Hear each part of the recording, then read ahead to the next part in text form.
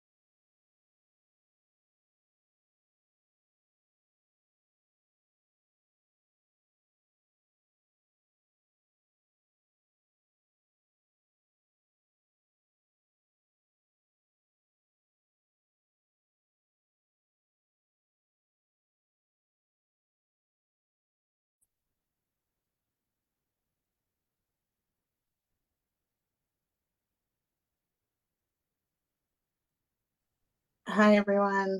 We are going to be going live in a couple of minutes. So please stay tuned. We've got a very emotional, meaningful program. And we would love you guys to be able to share it. You can share the Zoom link if you have it. It's also on Facebook Live. Really good to see people that I know from New York, James, Jonathan. It's see people that I know, David, um, and we will be unmuting the participants as they speak.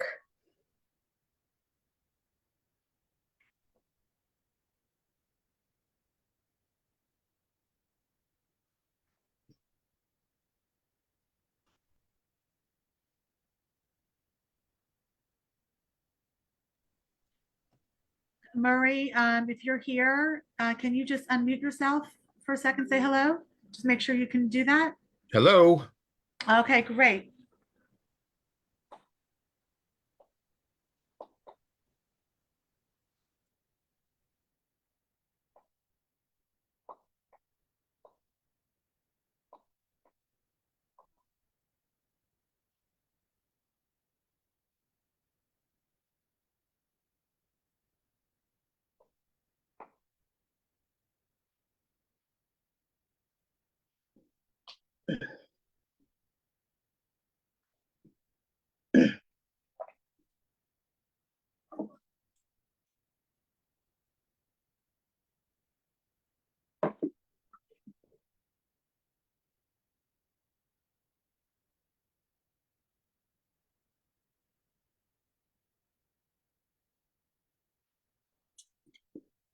Okay, if someone can please spotlight me.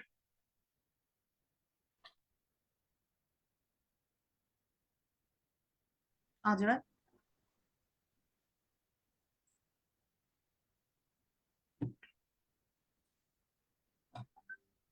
Okay, good evening, everyone. Some of you are in the US, so I guess it's good day, good morning, all different parts of the world that everybody is. Thank you for joining this very important day.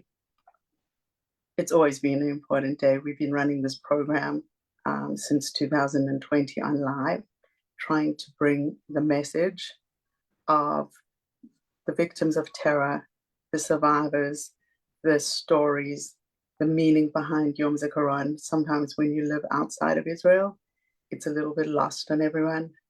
Not this year. Anybody who's Jewish this year knows what Yom ZikaRon means.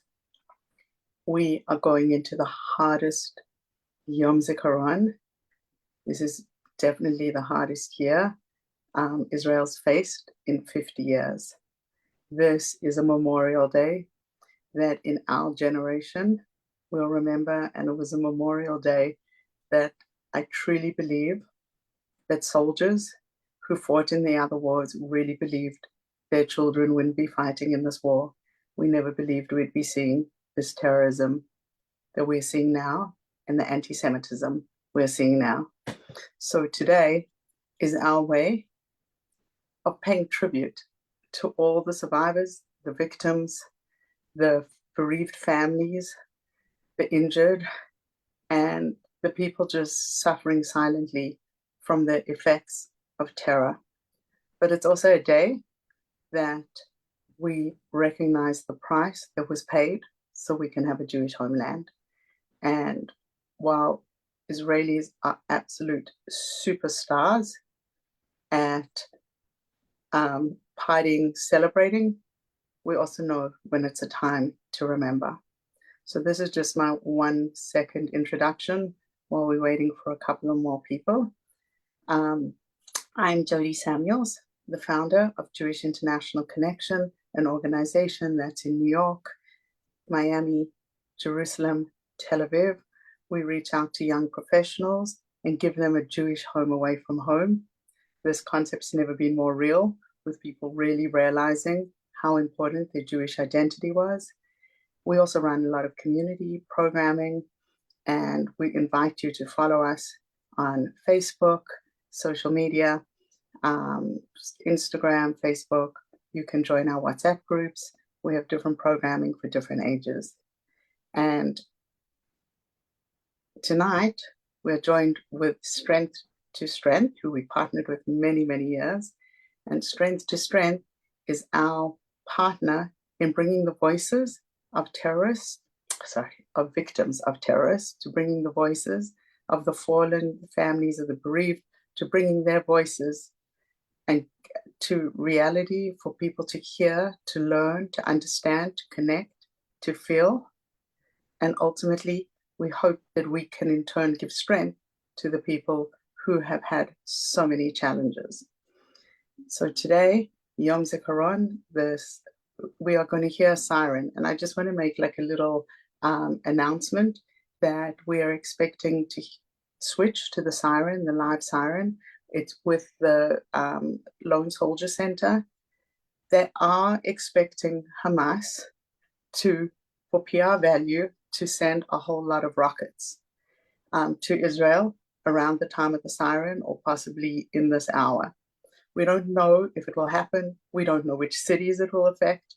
Should that happen, we have Sari, who's on from New York, and she will take over. So we won't have an interruption to programming.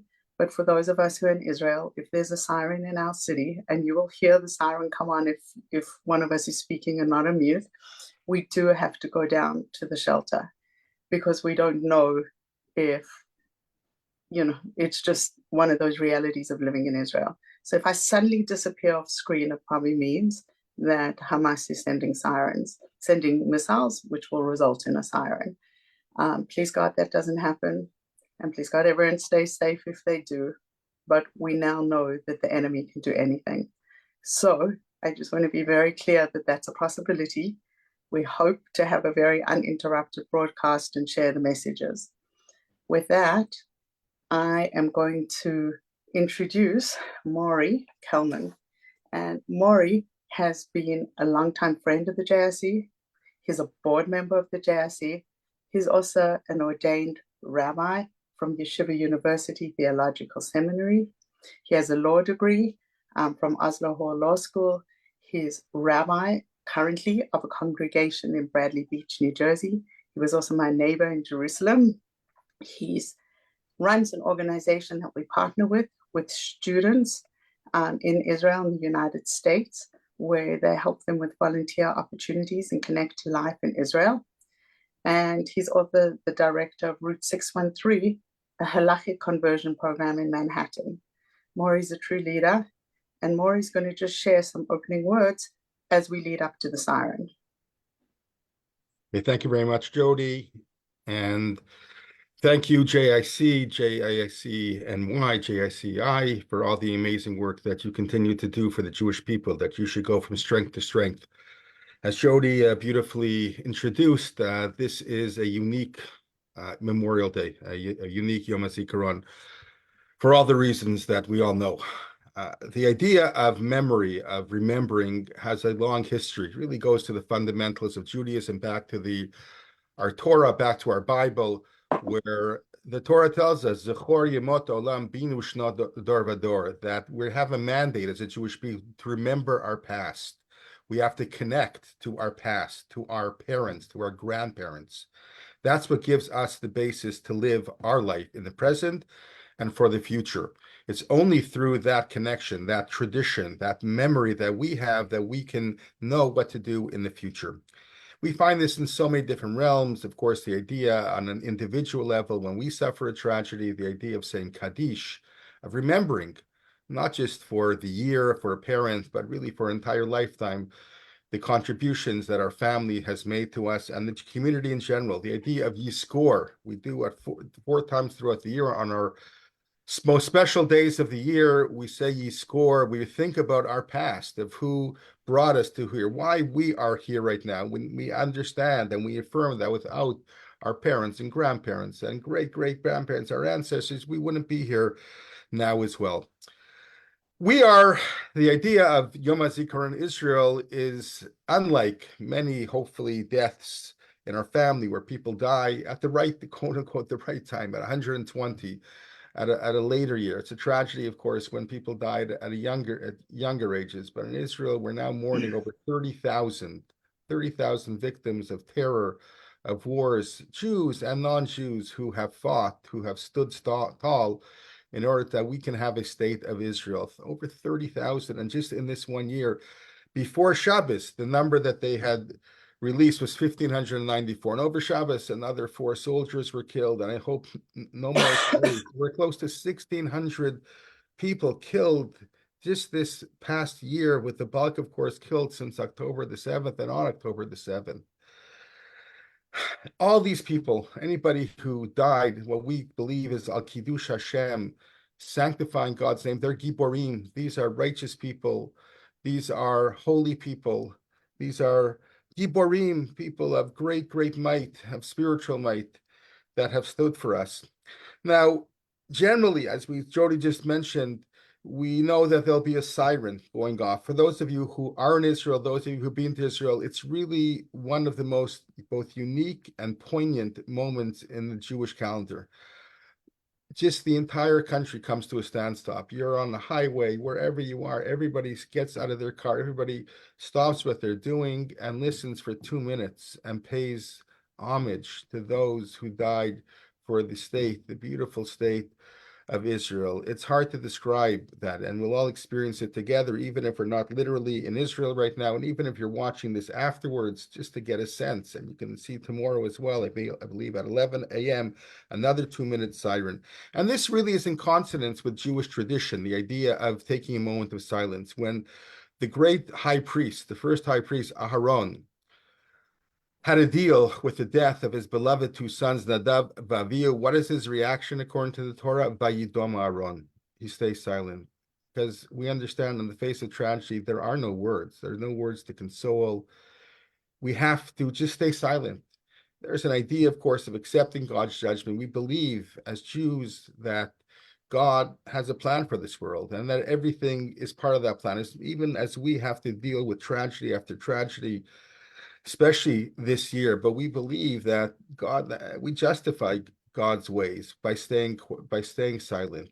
And that's where we're going to be doing now. We're going to stay silent. We're going to think of all the people who given their lives, whether they were actively fighting, whether they were cut down in terror attacks, whether they were at a music festival on October 7th, whether they were in Kibbutz Be'eri, people living their lives on a hallowed land of Israel, where Vayidom B'nai Yisrael, the entire Jewish people will come to a standstill right now as we think of them.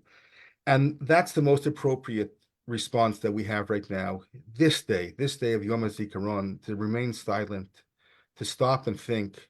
But we know there's a tomorrow and there's a next day. And hopefully, as we're thinking of the great sacrifice that these people have given and what has gone into making this beautiful, beautiful state of Israel, which is treated in such an Orwellian way by the world, it's unbelievable. We all know what's going on right now.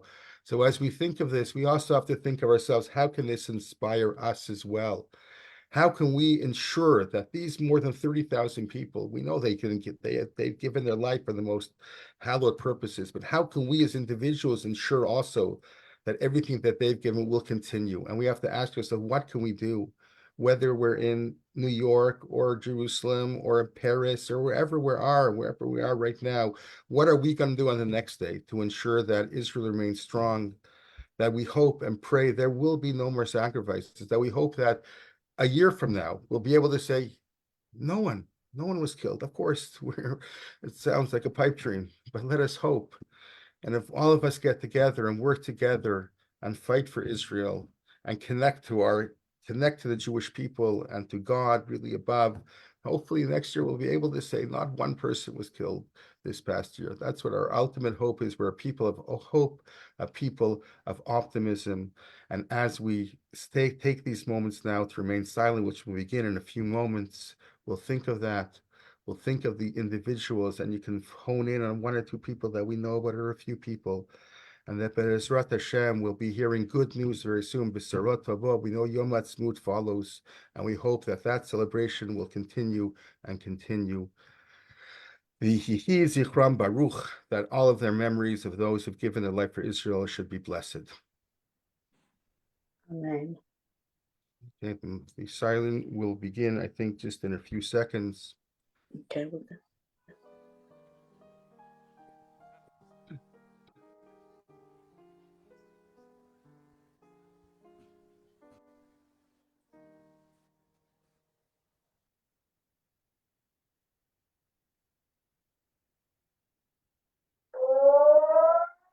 Again, please turn your phones on silent. Vibrate's also acceptable.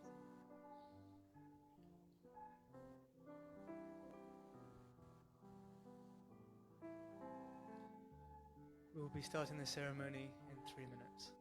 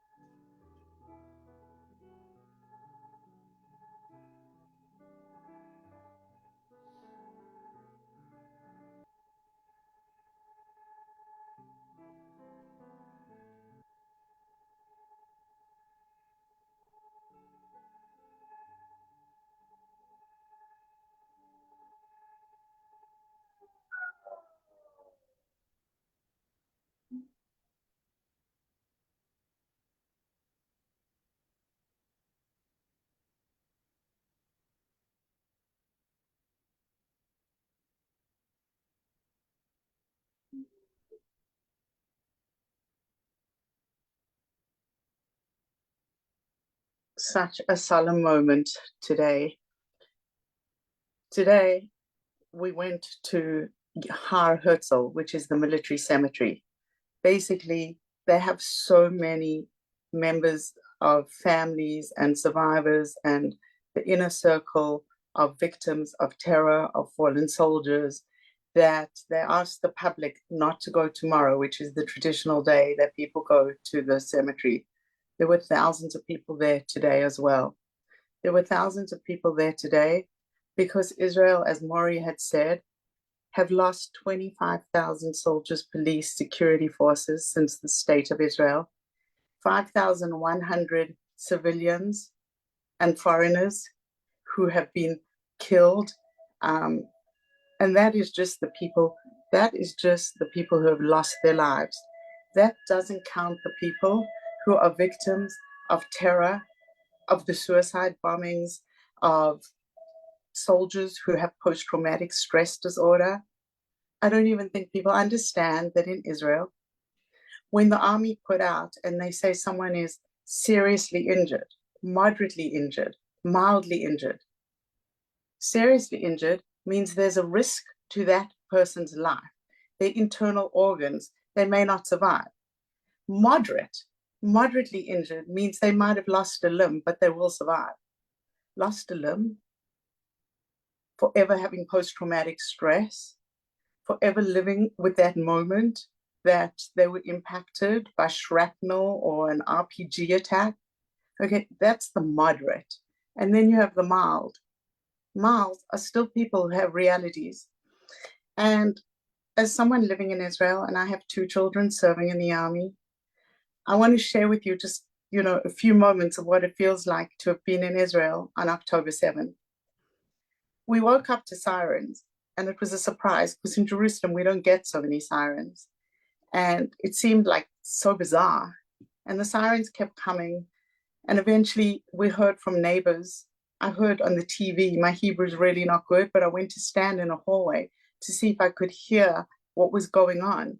And I could just hear the Prime Minister saying that Israel's in war.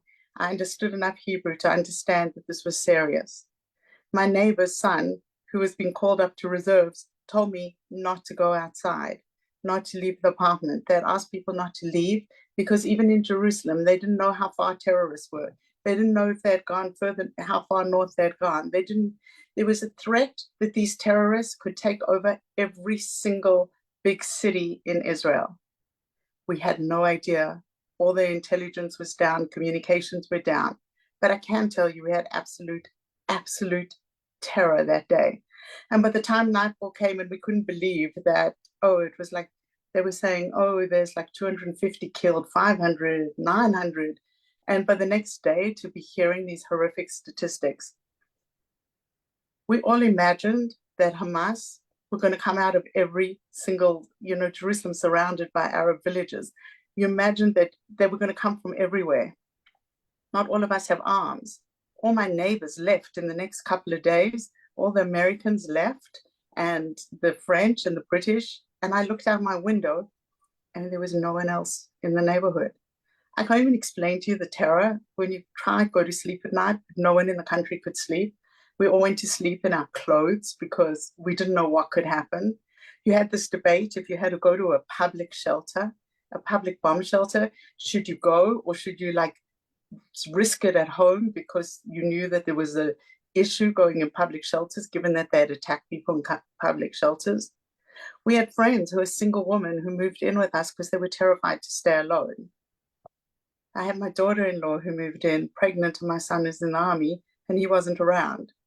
My other daughter spent 58 days on duty in an underground war room, just managing a situation because so many of the girls in her unit, her equivalent unit in Southern Command, had been killed. And they just moved everything to Central Command where she was. And they had to work extremely hard. I'm talking about 8-hour shifts on, 8 hours off, 8 hours on, because somebody had to be there at the epicenter of this information. This war wasn't just soldiers on the front line that were being injured and hurt, but or seeing the action. Someone like my daughter working in a war room, imagine Fauda, where you've got the big screens, real time. She had just finished her duty. She saw 4 soldiers. The intelligence basically intercepted whatever they could from GoPros and from Southern Command and directed it to Central Command. She saw girls that she did her basic training with being abused and killed. She saw friends of hers being walked off into Gaza. She saw her youth counselor, someone from our neighborhood, being shunted onto a truck to go to Gaza. The trauma is real for so many people in this country. And we're going to have a country, and these are the people who were watching it on a screen, not seeing it in firsthand, post-traumatic stress. But I will tell you, as terrified as we were, and we were absolutely terrified, on October 8th, you walked the street and the whole country was sitting collective shiver mourning. Yet resilience kicked in and people started taking responsibility to do what they could because people understood this is our existential survival. This wasn't about just me. This was about the Jewish people everywhere. And they went into action, and Israelis are incredible. They went into action in a way that in other countries, you'd be waiting for your municipality, your government, your local leadership, your synagogue, your church to take responsibility. Israelis went into action that day. They understood what there was a need, and they just made it happen. And it was unstructured and it was chaotic, yet it happened. And what's even more amazing is that 7 months into a war, when they're looking for volunteers for farming, when they're looking for someone to host for soldiers, I am on WhatsApp groups that when we ask for food for soldiers, if you don't answer within 5 minutes, someone else has taken the mitzvah, someone else has taken it from you because everybody is there to help. It's incredible to live in a people that are so united, regardless of our political and socioeconomic and every other obstacle. When it comes to the existential survival of our country, everyone's there. And I will just say that the pain, I have 2 children in the army. My son is 21 now. So his friends are kind of at the age group where they're like leaders in the army. They're already the commanders, they're the senior people. And in Israel, the senior lead, not the juniors. And he's had 5 kids from his school killed, 3 from his class and 2 from the year above him. There's this most heartbreaking photo of the 2 boys that were killed, one in the war, one on October 7th, and a third is a hostage. And these were 3 boys. There's a photo of them that just happened to be caught at an end of year play. And they happen to be standing next to each other. And all 3 of them, well, 2 are dead and 1 is a hostage that we hope is still alive. 3 kids in his class. His son had a baby. My son had a baby. His wife had a baby. He went from the birth at Shaare Zedek Hospital across the road to Har Herzl, to the military cemetery, exactly 4 hours later to the funeral of one of his classmates. When you go to a funeral of your friend's children, it's so heartbreaking. Today, I was in absolute pieces being in Har Herzl and seeing these 5 kids were buried within 3 rows of each other. 5 kids that we knew, 5 kids that have been to our house, 5 kids. And that's the pain of me as an observer. I can't even imagine the parents of these families. But what was also amazing was to see these kids, they leave letters, all these children write notes, and they focus on what their purpose is in life. And they don't want their families to be sad for them. They don't want people to mourn for them. Today at the cemetery, there were soldiers there doing l'chaims. L'chaims is a toast, a cheers. They were there doing l'chaims to their friends because they knew their friends would want them to live and they would want them to be happy. They knew that we all know that these people sacrificed their lives so that we can have an Israel. They have sacrificed their lives so that we can live happily in Israel. They don't want us to mourn for them. They want us to celebrate their lives. And here we are today to celebrate the heroism. It's not always easy. But that is our role, to be able to be thankful and to celebrate the sacrifices they made. And the 150% response rate to the war. In other countries, people try and leave the country to get out of war. In Israel, people fought to get to the country so that they could fight.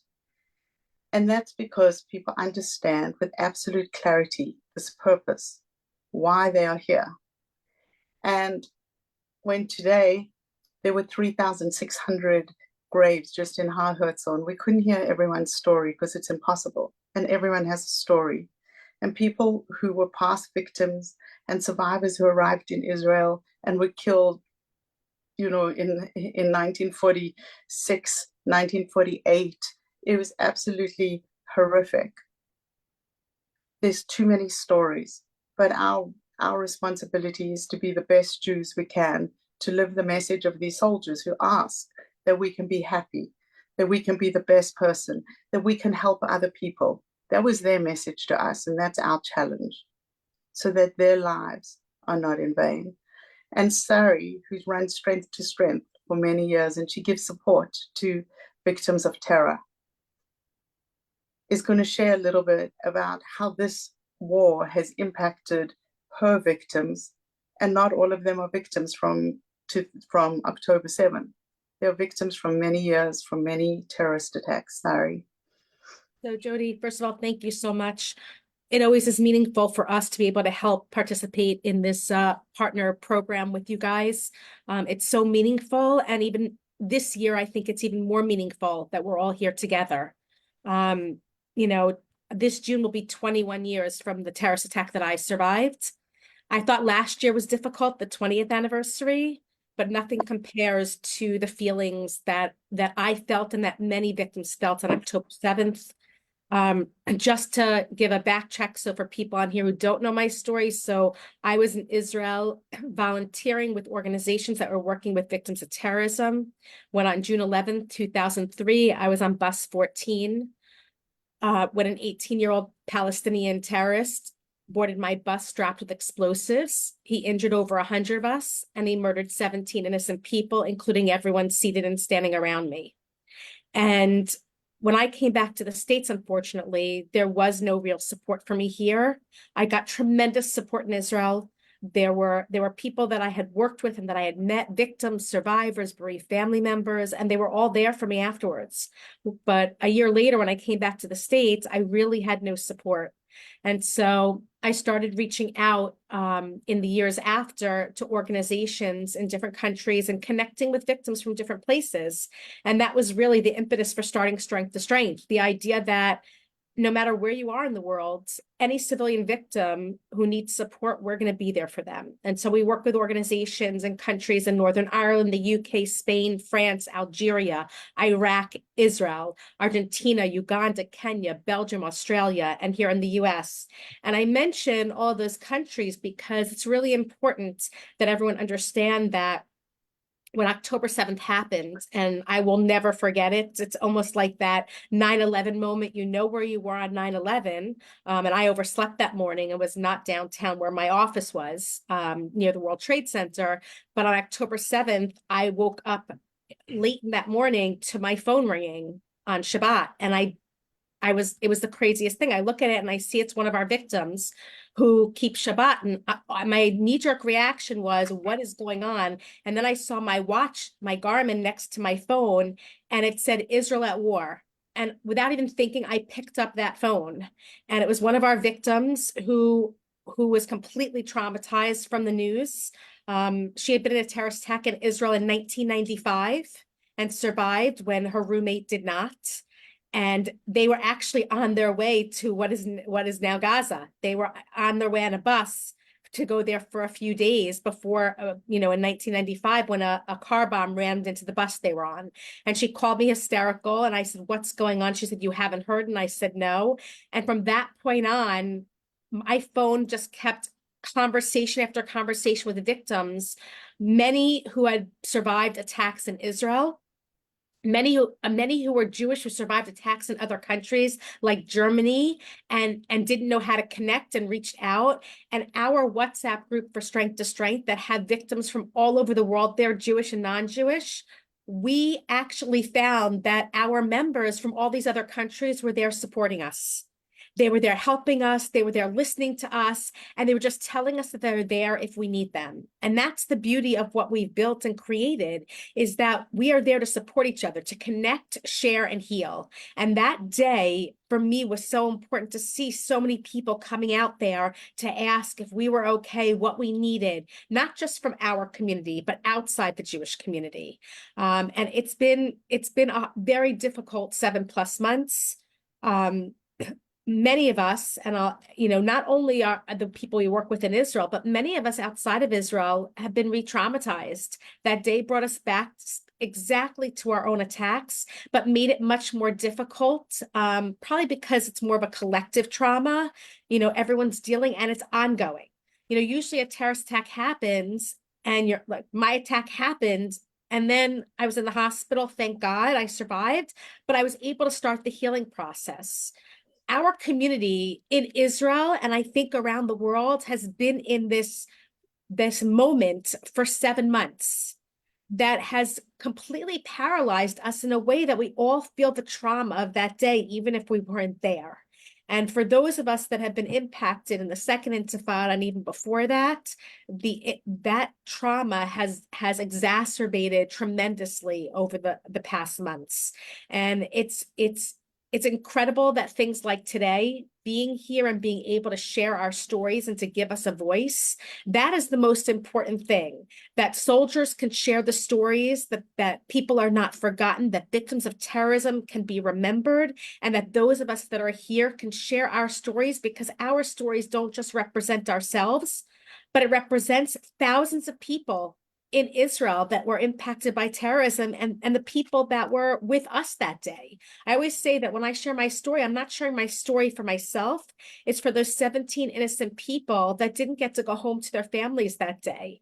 I will never forget them, even though I didn't know them, but they will never be forgotten as long as I have a voice to share what happened. And I think every time any of us share those stories, we are the living testimony for those that are no longer here. And I really want to thank Jody and everyone for really putting this together year after year virtually, because it does help tremendously, and it gives us tremendous chizuk, tremendous strength to be able to partner with you on this.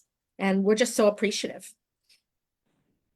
Thank you, Sari, for sharing that. And there are no words on probably the hardest Memorial Day in 50 years, but just our Memorial Day in Israel is not like Memorial Day in the US, where it's all about sales and malls and beach parties, and that's when everyone starts wearing white because it marks the beginning of summer. Here, Memorial Day for us is a collective day of mourning, and tomorrow we celebrate. It's designed to be in a way that we understand the sacrifice that the people have made so that we can have the state of Israel. And tomorrow we will celebrate Yom Ha'atzmaut, Independence Day, a day that we need to be happy because we do have a home, we do have a land of the Jewish people, and we can see how scary that would be if we didn't have that right now. We do have an army, but we also have an obligation to celebrate and to be happy and to be grateful, because that's exactly what any of these victims of terror who gave their lives for Israel. And we're going to hear now tonight, Sari's going to introduce our first speaker, but we're going to hear from people who've been impacted. Thank you, Sari. Sure. Thank you, Jody. I am so honored to introduce our first speaker tonight. We actually became good friends because of our shared experience. And I'm just really grateful that he agreed to share his story today. Daniel Miller, on September 4th, 1997, 3 Hamas suicide bombers carried out a terrorist attack on the pedestrian mall that we know as Ben Yehuda, murdering 5 Israelis and injuring hundreds of others, including Daniel. Daniel still has permanent nerve damage in his arm from shrapnel and other injuries that are a daily reminder of what happened to him on that fateful day. He had just arrived to Israel the day before to spend a gap year between high school and college, and instead ended up injured in a very large terrorist attack in Jerusalem.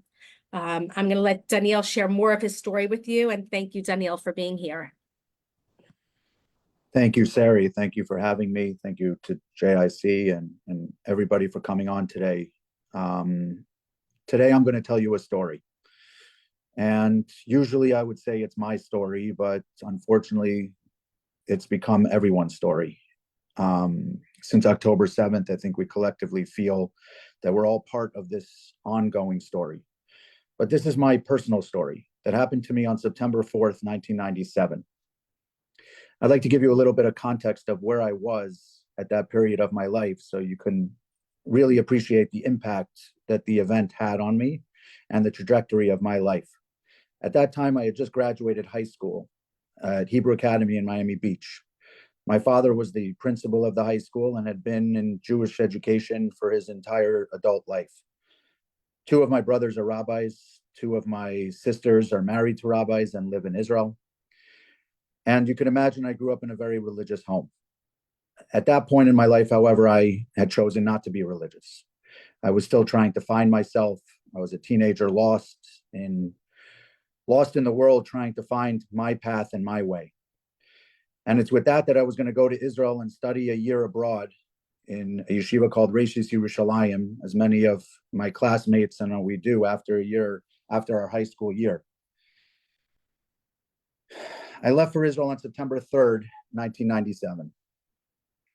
The next morning, I decided that I was going to go and daven for the first time and pray for the first time in many months. So I dusted off my tefillin. I went down to the Western Wall and I joined a prayer group. It is then I went to the Kotel and I said my own personal prayer to God. I told God that I'm here in our country, trying to find myself. Can you show me the way? Can you show me somebody who's going to show me the beauty that I know lies behind all of your Torah and mitzvos? And help me on the right path. I concluded my prayer with singing the song, Yehi Shalom B'Chelach, Shalva B'Armenosayach, may there be peace in your territories, tranquility in your neighborhoods. And at that moment, because it was right before Rosh Hashanah, it was the custom to blow the shofar after every prayer, after every morning prayer. All of a sudden, 15 shofar blasts went off. But little did I know that the real alarm clock, the real shofar blast would come later that afternoon. And God would answer my prayers a lot quicker than I had expected. A lot of my friends had decided to go to Ben Yehuda that afternoon. And as Sari said, that's one of the large pedestrian malls in Jerusalem. And at the time, it was one of the most popular places to hang out in Jerusalem. And that Thursday afternoon was no exception, with hundreds and hundreds of people crowding the streets. My friends all decided to go back, and I decided to hang out with two guys who I just met the night before, Abi Mendelson and Avi Alicious, and we decided to sit down at a cafe called Cafe Fenji and have a drink before we went back to our dorms. We ordered the drinks, and we made a toast to the new year that sounded very different from the prayer that I made that morning. You know, may we have a lot of fun, may we enjoy our year away from our parents in Israel. But we never had a chance to bring those glasses together, because three others also decided to go to Ben Yehuda that day, but with very different intentions. They said goodbye to their families. They smoked their last cigarettes. They do whatever the heck they do. They strapped themselves with explosives, dressed up like Israeli businessmen and women, and strategically placed themselves on Ben Yehuda Street. One of them 5 feet to my right, one of them 5 feet in front of me, and one further up the street at a very famous cafe called Cafe Atara that had been around so many years, even since the independence of Israel. When we brought our glasses together, the first bomber blew himself up 5 feet to my right. The force of the blast blew me in my chair from facing forward to facing to the left, and I looked down at the hand that was once holding that glass, and it was now full of blood, and the glass was shattered. But I, of course, had no idea what was happening. So I thought, God, what an idiot. I brought the glass too hard together in the cheers and the l'chaim, and I smashed the glass, and I can't believe it. I'm so embarrassed. These guys are never going to want to hang out with me again. I turned back to apologize to them, to say I'm usually not like this, but of course they were nowhere to be found. My friend Abi Mendelson had been flown 7 feet in the air and was unconscious on the ground in front of me. And my friend Avi Alicious had run inside for protection. It is at that moment that I locked eyes with a man who screamed out Allahu Akbar and exploded right in front of my eyes. It is then I realized that all of those attacks that I had just seen at Machane Yehuda just a few months before that had killed 17 people, and I couldn't take my eyes off the screen, I was now one of those victims. I again prayed to God, and I said to God, you know, my parents and I were not on the best of terms at that time. And I said, please, just give me one more chance to tell my parents that I love them, that this can't be the last moment. This can't be what I meant this morning. I need more time to find my way, to find my path.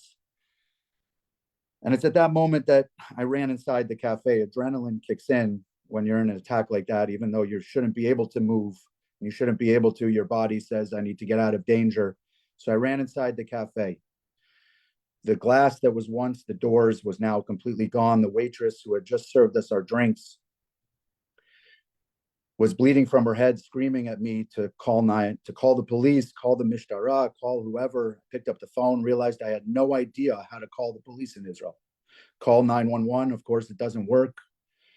And it's that moment the pain settled in. And I sat down in a chair, unable to stand up.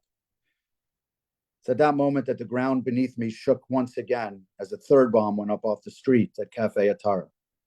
Because make no mistake, Hamas wants to instill the most amount of damage and death that is humanly possible. So even though they're going to kill themselves, they plan it out and they do it in a strategic way to be able to carry that out. So they send off one bomber and they hope that everyone calms down and starts running. They send off another bomber, and then they hope that the third bomber will get the people who are running away or who are trying to help and the people who come to volunteer. So a few seconds later, another bomb went up off the street at a very packed cafe. I had no idea if I would make it out alive. I'm sitting there. I look down at my leg. There's a nail sticking out of my leg that's about 5 feet. That's about 5 inches long, rusty. Later found out it was soaked in arsenic.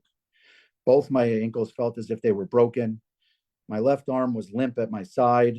All of my hair was burnt to a crisp, and my left eye was sealed shut. But of course, Israel, as we know, is full of superheroes, people who don't care how many bombs there have gone off. They didn't know the report. They didn't know if there was going to be a fourth bomb, a fifth bomb. It doesn't matter. Within seconds, there were people inside the cafe ready to carry me out. I remember a guy who was half my size put me on his shoulder and just carried me outside. No idea how he did it, to waiting EMS and EMT that were all there already. They cut off all of my clothing, wrapped me in bandages, put me on a stretcher, and ran me to the hospital. There were 185 people injured that day. So as you can imagine, every hospital was packed, every ambulance packed with people. You don't get your own private ambulance. You're thrown in with 5 other people, rushed to whatever hospital is available. At this time, it was Hadassah Har Tzofim, which of course is a hospital that is, as every hospital, but this one particularly is in East Jerusalem and is filled with Arabs. So you could imagine how traumatic that was, the doctors themselves. And when I get to the hospital, they immediately tell me what level I am. And like Jody said before, they measure you based on a cursory, evaluation when you get to the ambulance. And severe is that your innards are, your organs, and that you're in life and danger. Moderate could mean anything. Light could mean anything, really. So I was somewhere between light and moderate. And they immediately rushed me into the hospital, where the whole emergency room was cleared out for beds of people to come in and get the help that they needed. We all know how wonderful the hospitals are in Israel, but of course, they're so busy and so professional in how they do things, and they have to run around. I remember a doctor coming up to me, no introduction, no how you doing, no cup of coffee, nothing, just reached over, grabbed the nail out of my leg, pulled it out, bandaged me up, and continued to walk. I remember my rabbis coming in from the school. For 1 second, they looked at me and then they went away. Later, I asked them why. They said they couldn't physically look at me any longer. My ankles had looked as if they had been completely broken. Later that night, they scheduled me for immediate surgery to remove 2 nuts and bolts from both my ankles, and a bolt that was in my left arm. The eye doctor came by to look at the eye that was sealed shut that I mentioned earlier, and he said that later that next week, he's going to come with his real equipment to check me out. It's not life-threatening, so we're going to come check it out the next week.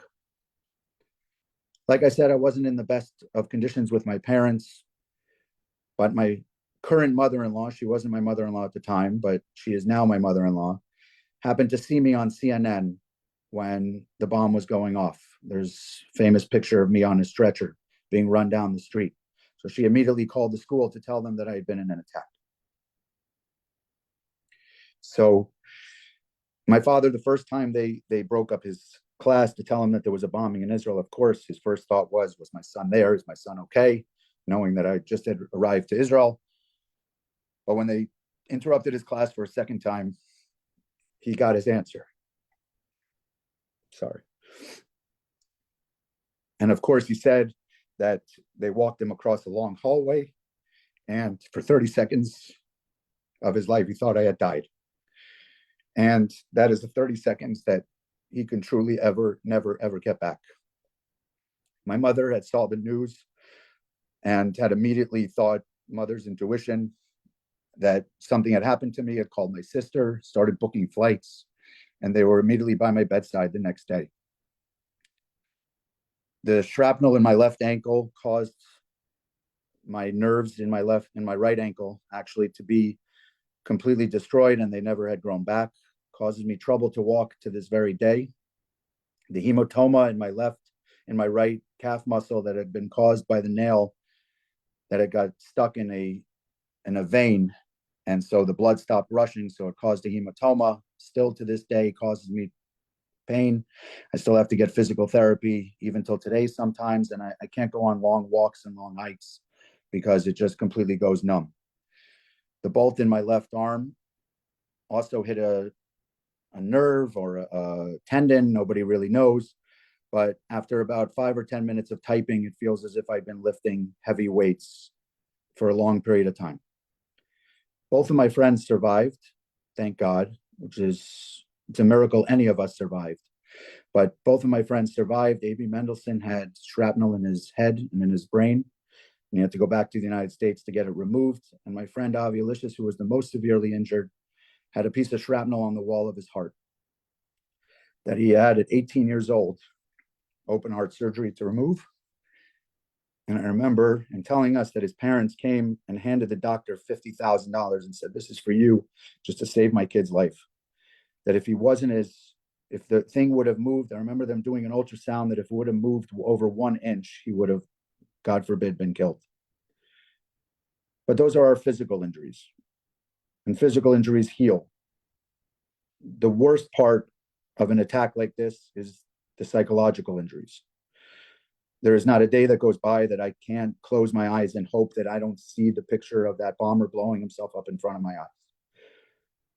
There's not a day that goes by that I don't think back to all of the things that I saw, heard, have seen since. And like Sari said, I've done a lot of work with her help and a lot of people's help to put this behind me and to move on and to get myself out of this victim mentality. Story for another day that I would have usually share is that I sued Iran because of that. I went after the people ultimately responsible, because make no mistake, Iran is 100% responsible for every single terrorist attack around the world, not just in Israel, but everywhere. They are behind everything. They don't care about occupation. They don't care about the Palestinians. All they care about is killing Jews and killing innocent victims and killing American soldiers and killing anybody and anybody that they can kill that don't agree with their ideology. And I sued them, and we went after them all the way up to the Supreme Court of the United States. We took some of their assets. We went after them because that's the only way we know we can go after them. We don't blow ourselves up in the middle of crowded marketplaces to kill women and children. We don't go and try to kill wives and mothers and babies and things like that. We defend ourselves and we fight, and we go after them in the best way that we know possible, which is to take away their funds. But I don't really want to talk about that today, because today, like we said, is Yom HaZikaron. And like we said, it's the hardest Yom HaZikaron I can ever remember. You know, I have a hard time, and I'm embarrassed to say I have a hard time. Sometimes we have a hard time connecting the things that happen halfway across the world, even if it is our land of Israel. We have become desensitized by how much evil and how much death there is in the world, the things that happen on a daily basis. I know in the United States, I can read every day about a mass shooting that happens somewhere else in this godforsaken country, and we've just become desensitized to it. I just, like, I look at it, 5 people died. Okay, now who won the Panthers game? Who won the Heat game? Who won this? Who won that? Like we just become so immune to it. And it happens in Israel too. You hear terrorist attacks, you hear this. Oh, do you know anybody? I know people have told me, do you know someone? Did you know someone who was hurt? It becomes hard to relate, but I think this Yom HaZikaron, for all of us, we can't be desensitized to it. It is something that has taken over all of our lives since October 7th. I can speak for myself that I thought I had it under control. I thought that I had the PTSD after 27 years. I thought that I've had it under control. I'm now married. I have 5 kids. My parents and I are great. I actually am a partner with my mom in a business. For the last 10, 15 years, we speak 5 or 6 times a day. I mean, my life is, thank God, God really gave me a path to make my life something. But on October 7th, it came back full force. I would be standing in a room that I've stood in for every Shabbos, making Kiddush with the same people over and over again.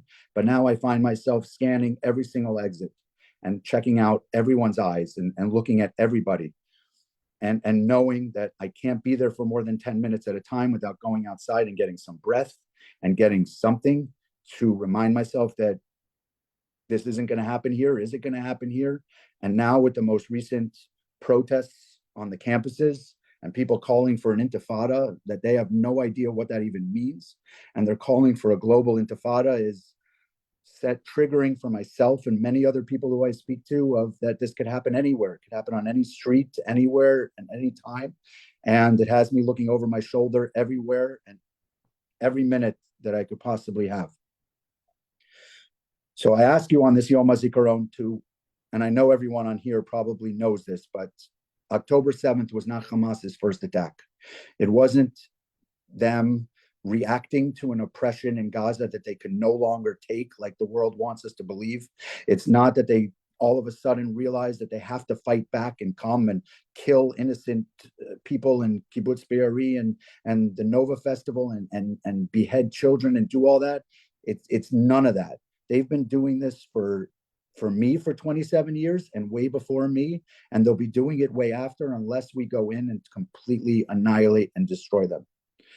And so I'd like to conclude that on this Yom HaZikaron, as Sari said, there were 5 people killed that day.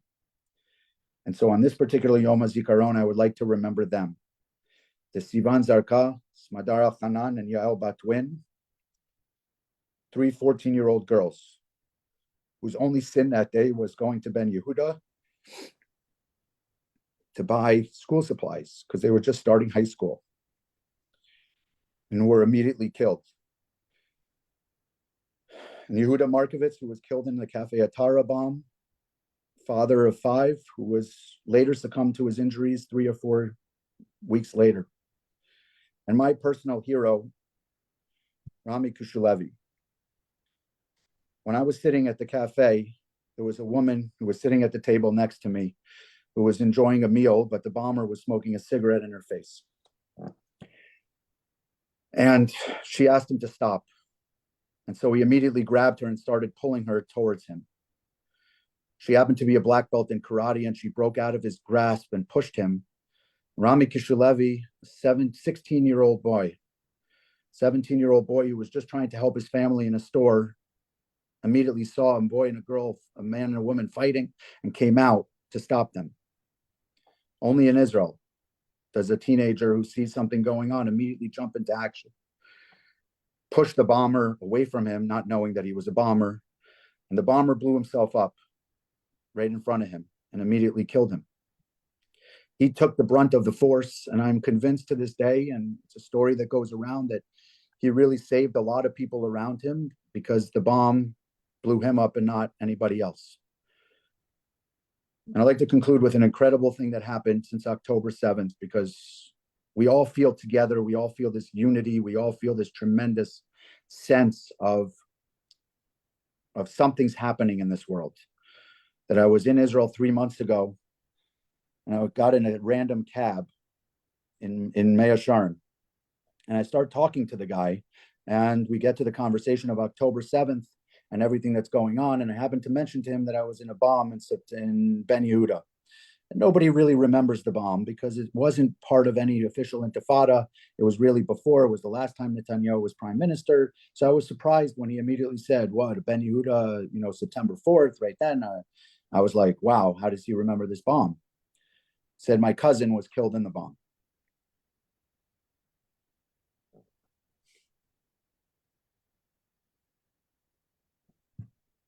And I said to him, I said, "Please tell me your cousin is Rami Kushlevi." He said, "How do you know him?" So I said, "Rami saved my life. My whole life for 27 years, all I wanted to do was thank him and thank his family. And now randomly I'm in a cab with his first cousin. And of course, I met his brother. I went to go meet his father. And I finally was able to thank them for what his son did that day.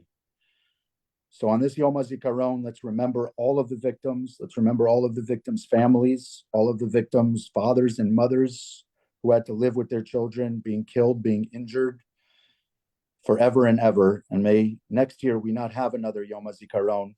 May we just have a day with Mashiach comes and brings us all of the victims and all of the heroes back so we could thank them in person. Thank you. Danielle, thank you so much for sharing that. I know how difficult that is, especially on days like this. I sometimes say that Yom HaZikaron is a harder day than the actual date of my attack. I'm not sure why, but hearing you share and hearing a lot of similarities between what happened to us again, and I know I've heard you speak in the past, it just really brings that feeling of how much we're all really connected, that when we go through something like this as victims, we're bonded for life. No matter what attack it is, no matter where it takes place, we all have that similar experience that really connects us. And I know how difficult this is, and I know how difficult the last months have been for you. And I really want to thank you on behalf of all of us for sharing your story today with us and for giving us the opportunity to hear and to remember the 5 amazing individuals that didn't survive that day with you. Thank you.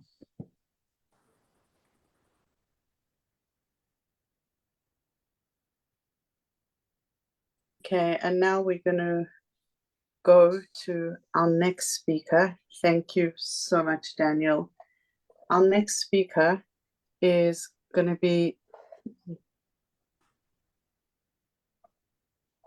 okay, so if someone can please spotlight me. Our next speaker is going to be Roy Cohen. Roy is going to share his story. I'm just waiting for the spotlight. Okay, one moment. Jody, the card is here now, so we're just going to go straight to the speaker. So just continue to introduce them. Thanks. Okay. So Roy was a combat medic in an elite Maglan unit. So he's a 26-year-old doctor, aspiring doctor. He lives in Kfar Saba, and he was a combat medic in an elite Maglan combat commando unit. My son is also a combat medic, so we understand exactly the role that he's doing. He was serving from 2016 to 2020. For those of you who don't know, Maglan specializes in clandestine operations. It's deep within enemy territory. Many of their missions that they do are completely classified. But on October 7th, his unit, Roy's unit, was one of the first ground forces to enter Gaza.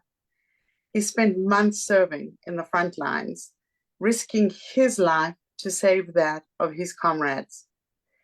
And many were severely wounded, as we've spoken about what it means to be severely wounded. And it's these medics and these paramedics who are trained in the golden minutes, these life-saving moments, that they can make the difference between life, death, and severe and serious and moderate because of these soldiers who take on the risk.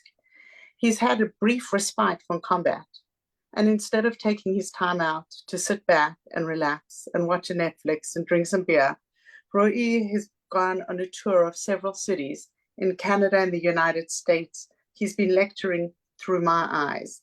And in these lectures, he shares with us firsthand his experience from the battlefield, and he sheds light on the reality of Gaza and the inspiring stories of resilience in the aftermath of conflict. I don't even know how we say thank you, because thank you is not even enough to a soldier who does so much and then in his time out goes to speak and share the words. But we do thank you because it's your stories that help us really connect. Right. Thank you. Thank you very much. So as you said,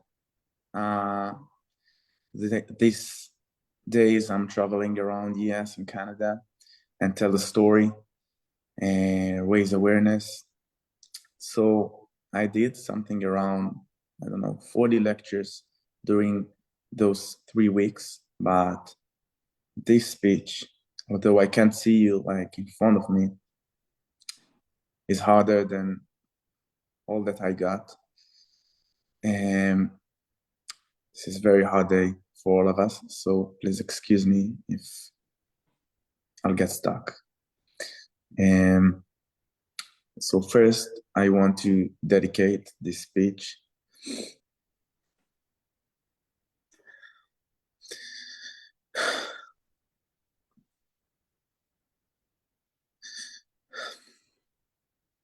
to Gal Eisenkot,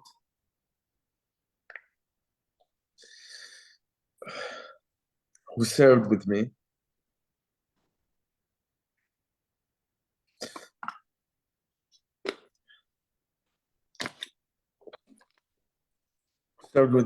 in Maglan unit. He was combat medic as well.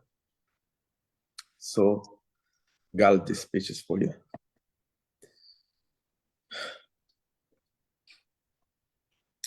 So, as you said, I served for 4 years in Maglan unit as a combat medic. So I served until 2020, and from 2020 to this day, I served as a reservist with my team, Shamai team. This is the name of our team. On October 7th, I was living in Tel Aviv, and we all woke up to those red alarms. those red alarms. I turned on the TV and immediately I understood what's going on. My younger brother, Amit, is also a combat in Maglan unit, 4 years beneath me. So I grabbed my car, drove to my hometown, and packed a bag with my brother to a war. We said hello, goodbye for my mom. We didn't know if it's gonna be the last time that we're gonna see her, but I tried to play it cool. I felt the responsibility to be the big brother at home. We took the bags and drove to the south to our base. So first, Shamai team, our team, did not get any mission in the in the very moment at the kibbutzim, because the IDF afraid that Hezbollah is gonna attack us as well. So we drove to the north first. We had some training in the very first days, and there were helicopters next to us that in any minute can take us up to the north. And meantime, in those 21 days that we prepared ourselves, our gear, and studied the mission, and we lost so many people. including Ido Kaslassi. At the 5th day of the war, we've been all together. I mean, all the Shamai team in the base, prepare ourselves, training. And suddenly, Ayal, which is our machine gun, and I don't know if you can understand what does it mean, a machine gun in the special forces, but he's a big guy. He is the toughest guy, and he walked with his machine gun, and he got a call from his mom, and she told him that Ido, his younger brother, also served in Maglan unit. Usually it goes like that in families that we serve together. I mean, not together in the same teams, but you know, education at home is education. So Ido was getting really hurt in Zikim battlefield, which is a kibbutz at the north of Gaza Strip.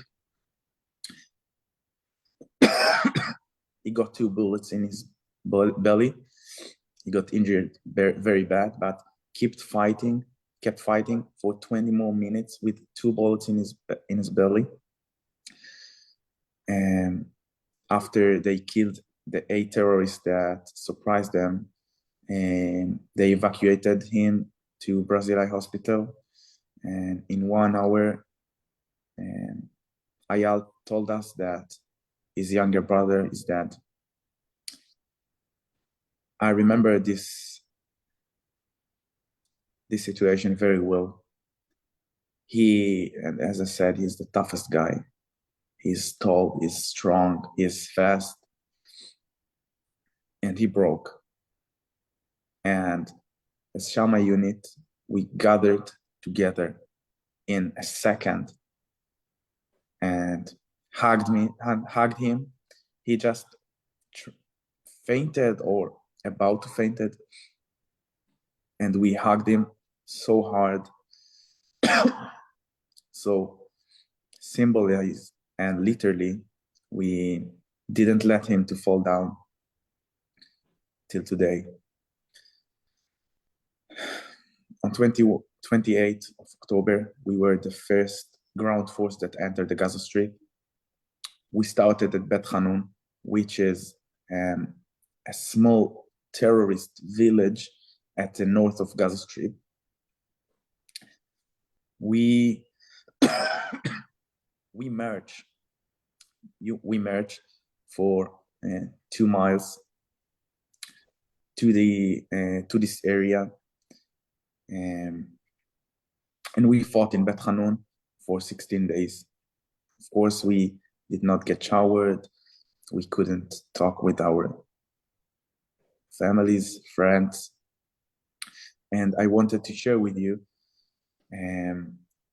the multiple casualty incidents that we had. So on the 13th day of Bet Hanun part, because I say part because we kept fighting for 3 months after that too. So we've been in Bet Hanun, and we got intelligence. We got intelligence about possible hostages around the mosque. The first force raided the mosque because you know Hamas. They use civilian structures, especially hospitals, schools, mosques, kindergartens, all of those. They use people as human shields. I saw it in my own eyes.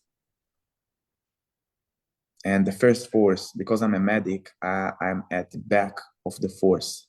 So if something happened, it's not about me, supposedly. So the first force entered the mosque.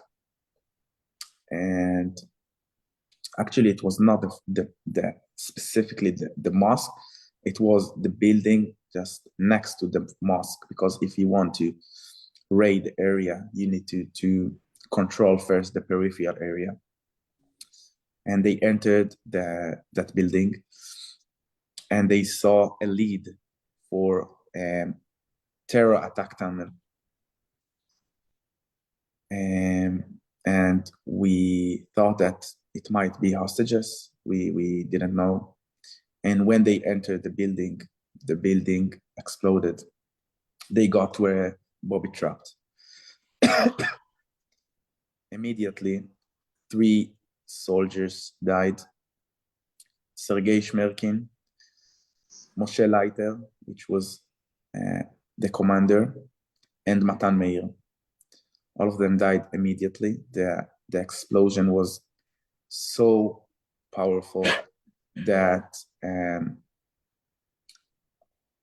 it was, we couldn't do anything to help them. It was part of bodies. I guess that you can see through my eyes that I live this situation. I can hear the sounds of the beeping because of the explosion. I can smell the blood. I can see the amputations, the limbs just lying down on the floor without any connection to the body, the screams. But you know what? I did not afraid. No. Not at all. Because I knew that I carry on my own shoulders the Israeli story. I knew and I know still today that in that moment, I did the most important thing that I did in my life. I felt it. I did not afraid because I knew that you, the people that watch me right now, you trust me. I knew that. I knew that 132 hostages family trust me. I knew that Kfir Biba's 1 year old baby is there. I mean, might be there, including Shlomo Mansour, 86 years old Holocaust survivor. I felt them in my own heart. So I did not afraid. I did whatever I need to do. So I entered the mosque and I saw Yossi Hershkovitz. Yossi Hershkovitz was 42 years old. Yossi is a principal. He lives in a small town next to Jerusalem, father of 6. He was amputated from his legs. And he told me that he could not breathe.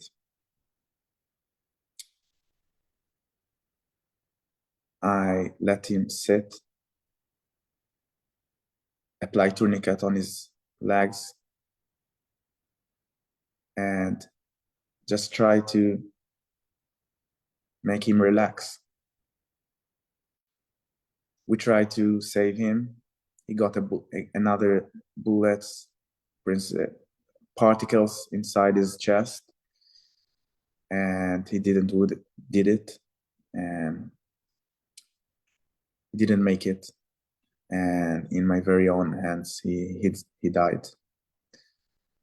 So again, I would like to repeat those names because this is why we do that. This is why Independence Day is next to Yom HaZikaron. Because those people make us alive. Because Matan Meir, Sergei Shmerkin, Moshe Leiter, Yossi Hershkovitz, Gal Eisenkot, Ido Kaslassi, those people that sacrifice, their life.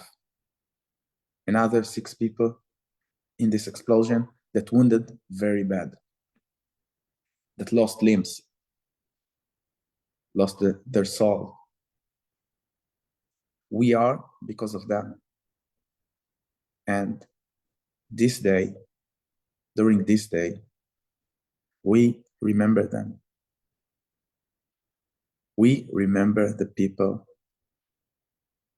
that we belongs our life to them. So I'm about to come back to Miluim again, Miluim Reserve. I've been in Miami for 12 lectures, in Toronto, York University, UFT, University of Toronto too, 8 lectures. I'm here now in Los Angeles. And I talk to people every day till Wednesday. I'm gonna come back to the battlefield again. My squad, Shammai squad, is already there. And I want you to remember that they are the most important thing for us. Every smile, every birthday that you celebrate, every NBA playoff game that you watch, is because of them.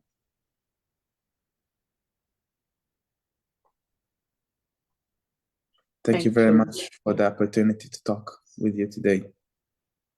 And we won't forget 132 hostages till they come back home.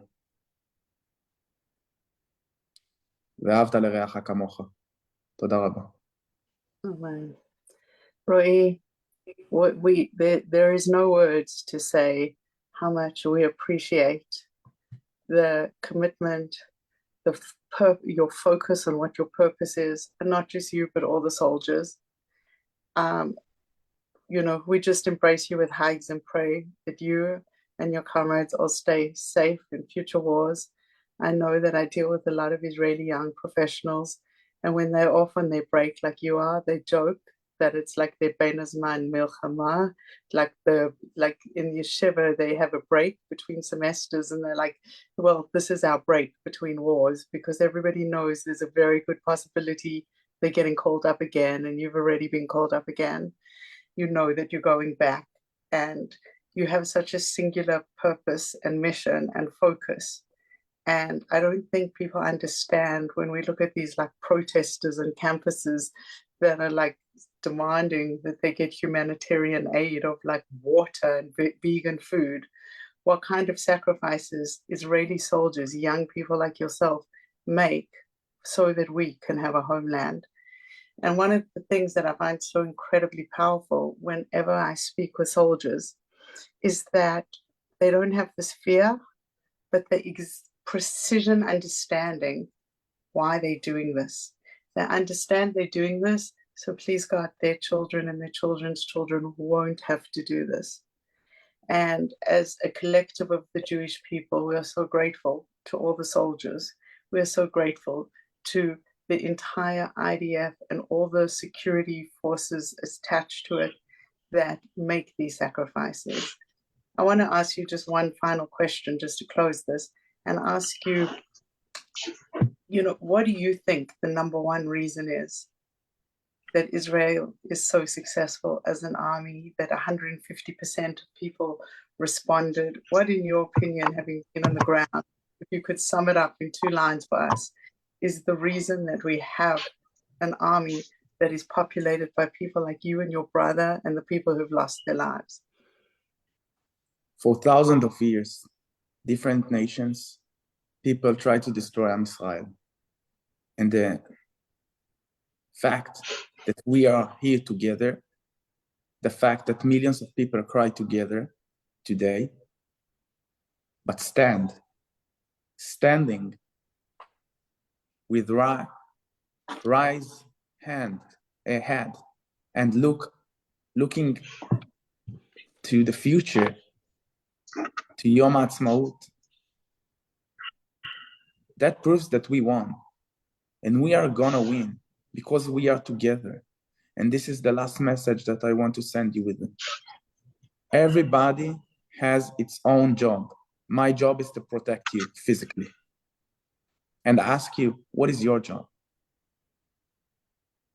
To donate, to speak out, to be active on media, to protest.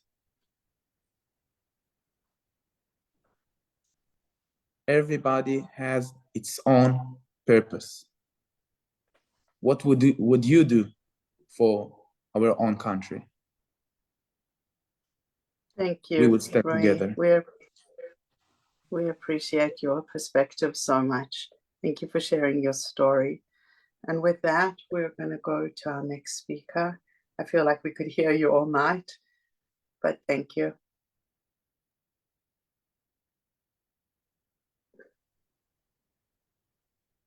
Wow, just really powerful this year. Again, we have our next speaker is extremely powerful, and I'm honored to introduce him, as I know him personally.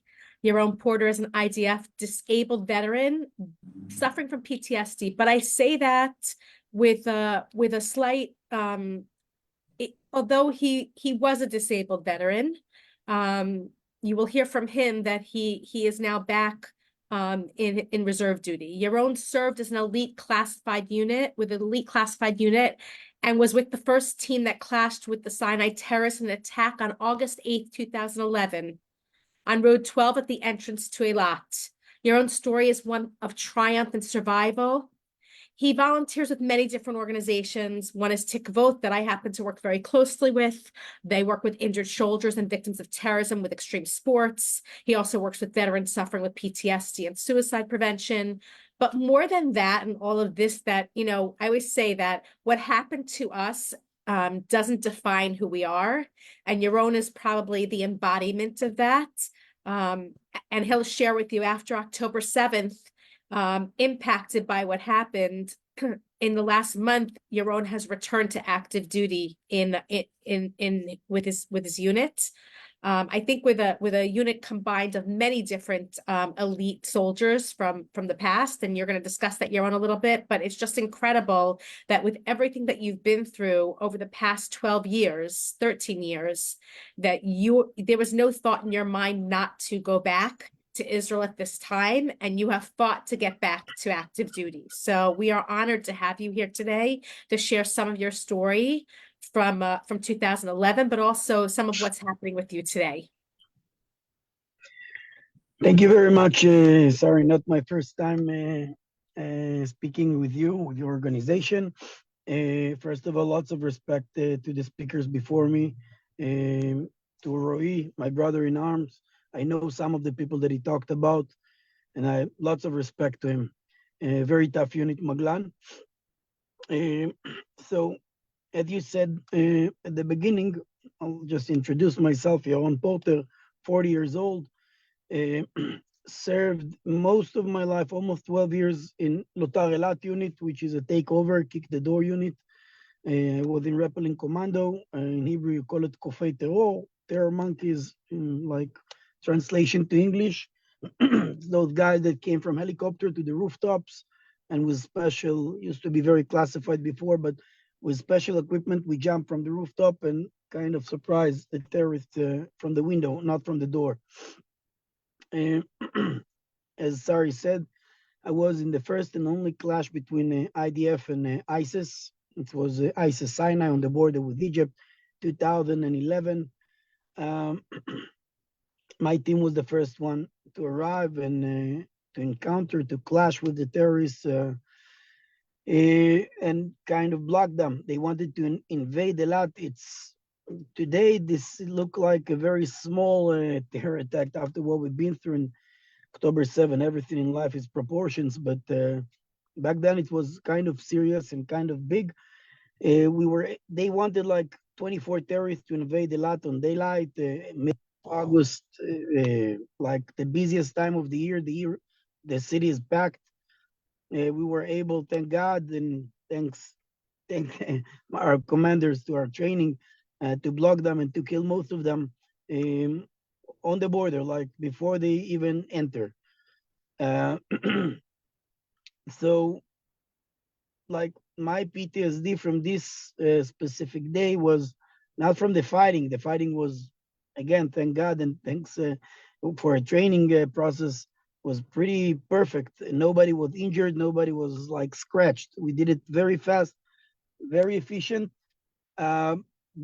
Almost in the end of this battle, I was sent by my commander to recover and to rescue a dead body. It wasn't dead body then. It was a Golani Brigade soldier that was lying in a pool of blood. As far as we're concerned, he's injured and with a very high risk of the last terrorist of ISIS to kidnap him inside Egypt. So I got like the scariest command I ever got in my entire life, in my entire military career. Porter, take 3 warriors, pick 3 warriors with you, go to the basically the killing zone, the most exposed area. All the terrorists is shooting towards this point because they wanted to kidnap him. It's kind of, it's called chipui. They shooting very heavy fire that nobody will go there, and then their guys can drag him behind the mountain and run into Egypt. So basically, I need to pick 3 people and to run with them when our weapon are on our back, run towards bullets hitting the ground, grenade RPGs, and to pull this poor guy from there and to rescue him. My PTSD, I can tell today, back then I didn't understand it, but was from the moment I arrived to this poor Golani Brigade soldier, Moshe Naftali, Zichrono Livracha, Hashem Yikom Damo. And the picture was pretty tough. I'm not going to specify it here. I know there is people with PTSD, so I'll just say this poor guy got shot in his hand from a friendly fire from his own soldier. By the way, a close circle with this guy, and I kind of helped him a few years later. But that moment, I can tell, was like my breaking point. A bullet like passing through my face, between my legs. I can feel them on my eyelashes. Like, and I did all of this. It was very dramatic to save this guy, and I can't save him.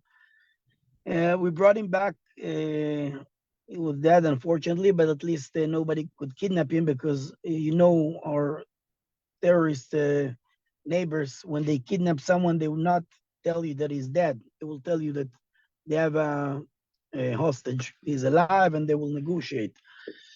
A few years later, after this terror attack, of course, we recovered him. We brought him back. He was buried in Israel.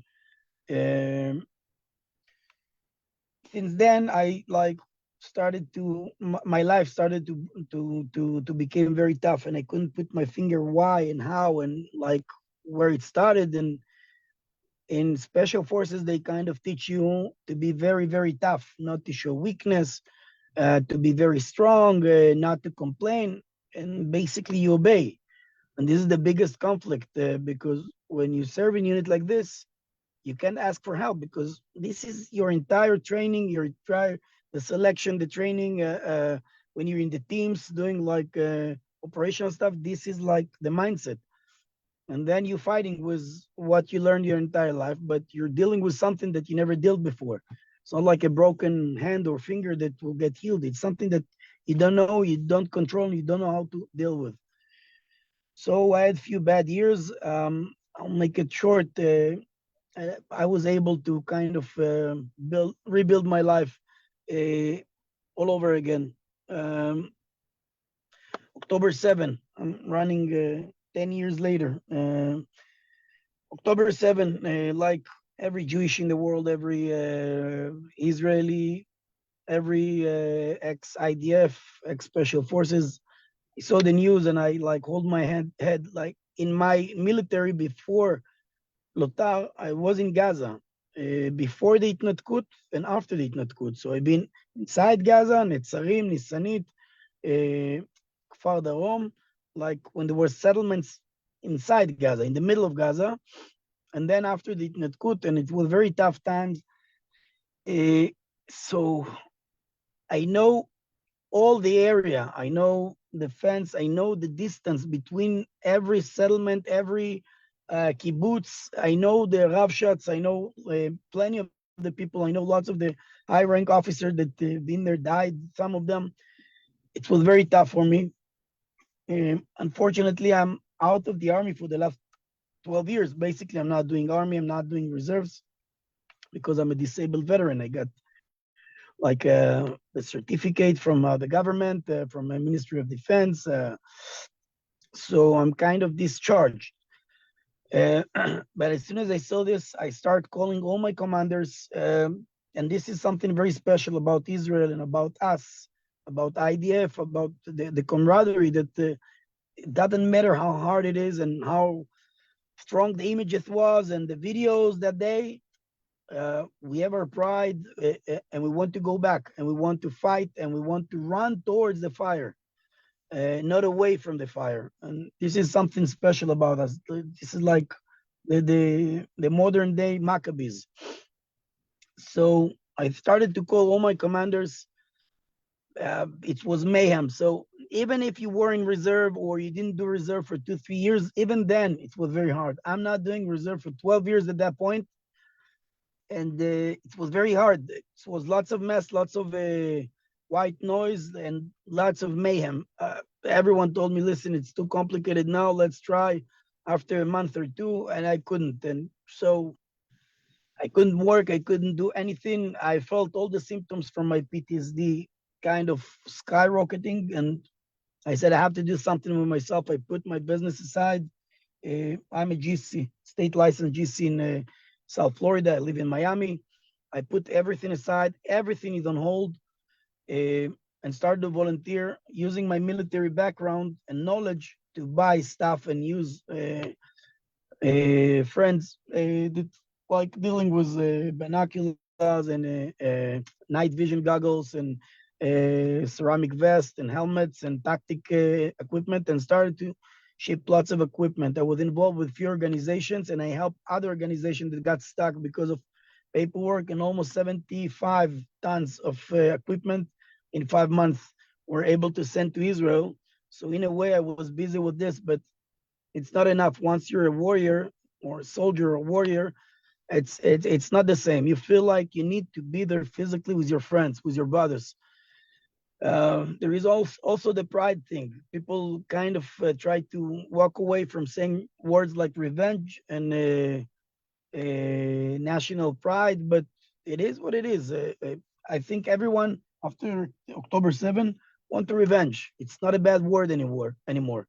What they did, they need to pay for it, and they will, and they're paying, and they will pay for it. And I can feel it from my friends and from now my friends in the new unit. All my efforts to try to go back to the army, sometimes you don't get what you want at the same time, but after a certain amount of time, I got a message from a good friend of mine. He was a warrior in Shayetet 13. He was a high rank officer. They brought him to a new unit that they start to build. I will talk a little bit about this unit. Whatever I can talk, whatever I can't, of course, I'm not going to share. But I'm going to talk only on things that was on press already. So this unit, basically the army understood that it can't be small and smart like they tried to make the army the last 20 years. Our threats are just becoming bigger and bigger, and October 7 kind of slapped us in the face and told us, listen, all your thinking, your ideology, your conception,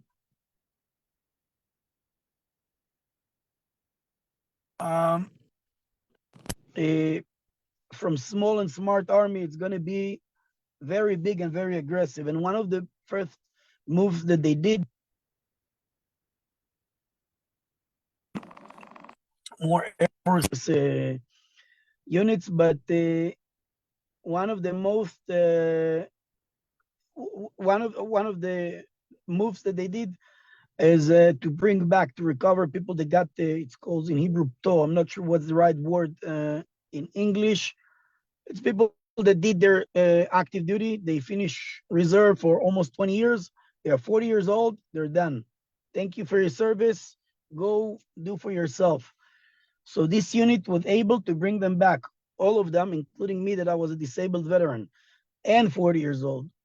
So basically, this unit, it's 38 years old and above, because of the reason they don't want to pull any warriors from units in reserves now. They want to build another one. They want to make the army bigger and tougher. So this unit is built from שייטת 13, סיירת מטכ"ל, שלדג unit, לוט"ר, 38 years old, and it's very, very, very, it's like a sensation. It's pure Zionism. Those people don't need to do military anymore. It's volunteering 100%. And you see people from all ages, people from 38 years old to 54 years old, people that did service in the army and then in the Mossad, Shabak. There is like a combat air pilots that finished their service, and they said, I'm in good shape. I want to come back. I want to contribute. And it's amazing. The training started the last Sunday. Looks like we're going to finish this training. It's called Hakama in the end of the month, and start to be in all the places that there is a hard combats in the south, in the north, wherever we need to be called. It's going to be another operational unit. The name of the unit is very exciting. The name is, as I said, Revenge. The name of the unit is Be'eri. And I'm very excited to be back, to be back on uniform, to be back representing my country. And it's, as I said before, I feel like we're the modern day Maccabees. It's like our enemies put us to a test, and we're going to have to pass this test, and we're going to have to finish the job this time. We can't leave anything to our children or to our grandchildren. We have to finish this issue, the Hamas issue. We can't leave it anymore hanging, or to postpone it. And I still have symptoms of PTSD, but with all the respect, I'm thinking about the people that arrived October 7th, the same day, the picture that they saw, the thing that they've been through, and they came back to reserve. The guy that spoke before me is telling you about thing that he's been through, about a friend that he lost, and he's saying, I'm going to be back. This is the spirit. This is the spirit, and this is why we're going to win eventually. And Am Yisrael Chai. Thank you very much, everyone. Thank you, Yaron. Thank you so much for sharing. First of all, we know that it's not easy to share, especially from past experiences, but the fact that you are back in active duty is just really an incredible testament to the strength that you have and the person that you are. And I think this is the essence of who we are as the Jewish people. You know, that when something's happening, we have to run towards making sure things get better, not run away from it. I just want to, I think maybe we have a minute or two. I'm just curious, like, what is your one message, your one thought in terms of as you are going back into active duty now that you'd want other people around the world to know, and or something that we could do that would bring chizuk and strength to what you're about to do for us? Okay, so I'm thinking about it a lot the last 6-7 months. I think there is plenty of stuff that everyone can do. I think everyone needs to contribute. We are in our Milchemet Ha'atzmaut Hashniya. It is what it is. It started with Hamas, but we have the threat from the north. We have Iran, we have in Syria, we have in Yemen, we have in Iraq. I think every Jewish in the world need to stand strong against protesters, against talkbackers, and people that like trashing us on media, to do hasbara. Everyone's supposed to do something, but much more important than this. I felt like all this situation, all this story of October 7 was like a biblical story. Like biblical story. The Israeli people, the Jewish fought against each other, and then the Amalek come and hit. It's like in 300 years, people learn Bible. Like in the Bible, it's going to be one of the craziest stories that we've been through. And I think it happened because we were all the protesters, all the hate between Orthodox and Chilonim and small, left, right, Hakika Mishpatit. It looks such bullshit, sorry for my language, now after what we've been through. And I can tell for sure that our enemies saw it was like the perfect storm. It's our historical time to attack. There's not going to be another chance. And we can't let this happen again. I had my opinions, political, religious, not religious.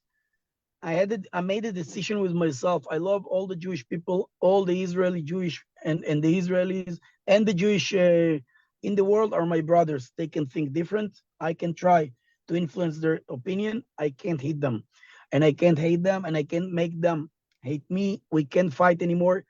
We are like when Hamas terrorists came, they didn't ask if you voted to Bibi or you voted to Gantz or someone else. If you have a yarmulke, you don't have a yarmulke.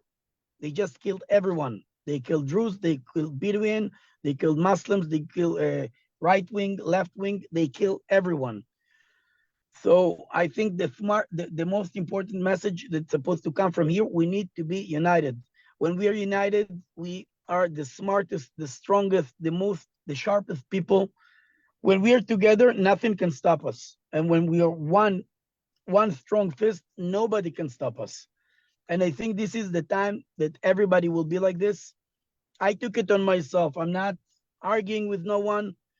People have the rights to think different. Jewish and Israeli specific are very smart people and they have the way of thinking. It's fine. We don't have to agree. We are brothers. And this is, I think, the most important message that I can send from here. And I would like you guys to share it also. I think this is what the warriors inside Gaza, inside Rafah, this is what they want. This is the most important thing for them. This is the only thing that they would ask from the people outside to support their effort inside Gaza. Agreed. And I think that it's really important that you said that we all need to come together and be strong with each other and know that we're there for each other, because when we stand together united, we are stronger and we need to be one as a people and as a nation. So Yaron, thank you so much. Thank you for everything that you've done in the past and for what you're going to do in the future for us and protecting our country. And we just, we will pray and we will continue to pray for you and for all our soldiers that they should be safe and successful in everything that they do. And that hopefully, God willing, very, very soon, all the hostages will be returned very, very quickly. And we can move Bezrat forward with Hashem. this horrific war. Thank you. Bezrat Hashem. Thank you very much, everyone. And now we're going to go to our final speaker for the evening. We have Tomer Weiner. After Tomer speaks, we'll just wrap up in a couple of moments. And from there, we are going to have Hatikva, the national anthem. So Tomer is a 25-year-old student of Chinese medicine from Haifa, Israel, and he served as a combat engineer in the elite Yahalon Commander Unit in Israel's Defense Forces, 2017 to 2021. To be very clear, when you serve in that unit, that's the guys that are going down into the tunnels.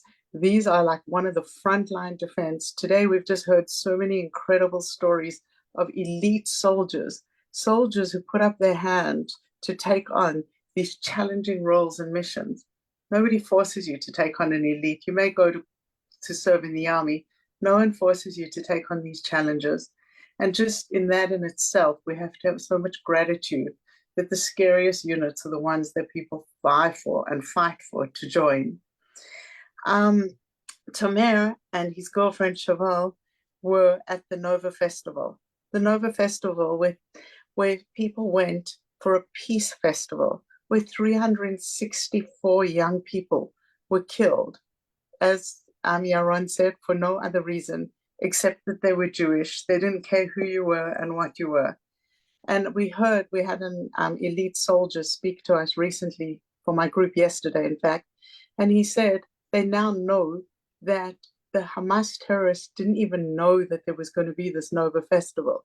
They just managed to kill as many people when they stumbled upon the festival. So you can only imagine if they actually knew in advance what would have happened.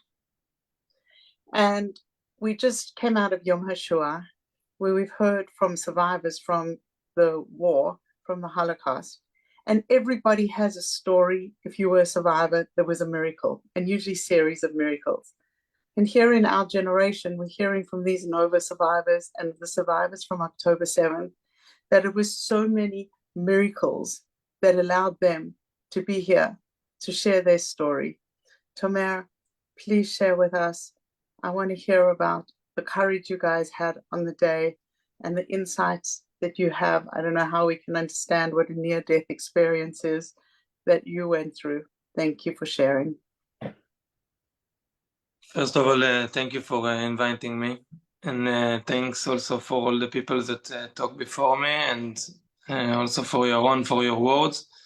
I can say that I'm really connected to the words that you said in the end. This message is strong, and it's actually part of my sharing every time that I share my story. So, as you mentioned, my name is Tomer. My story is a bit different from all the rest. My story is the beginning of this war.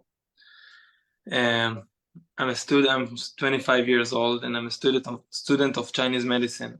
And for a living, I'm selling products from India in a sale in festivals, in Psytrance Festival. Psytrance Festivals is kind of festivals, music festivals, that actually represent pure love. It's like people from all over, like Israel, coming there, even if they're Jews, Muslims, Christians, people from all over the world come to this kind of festivals to share and spread their love.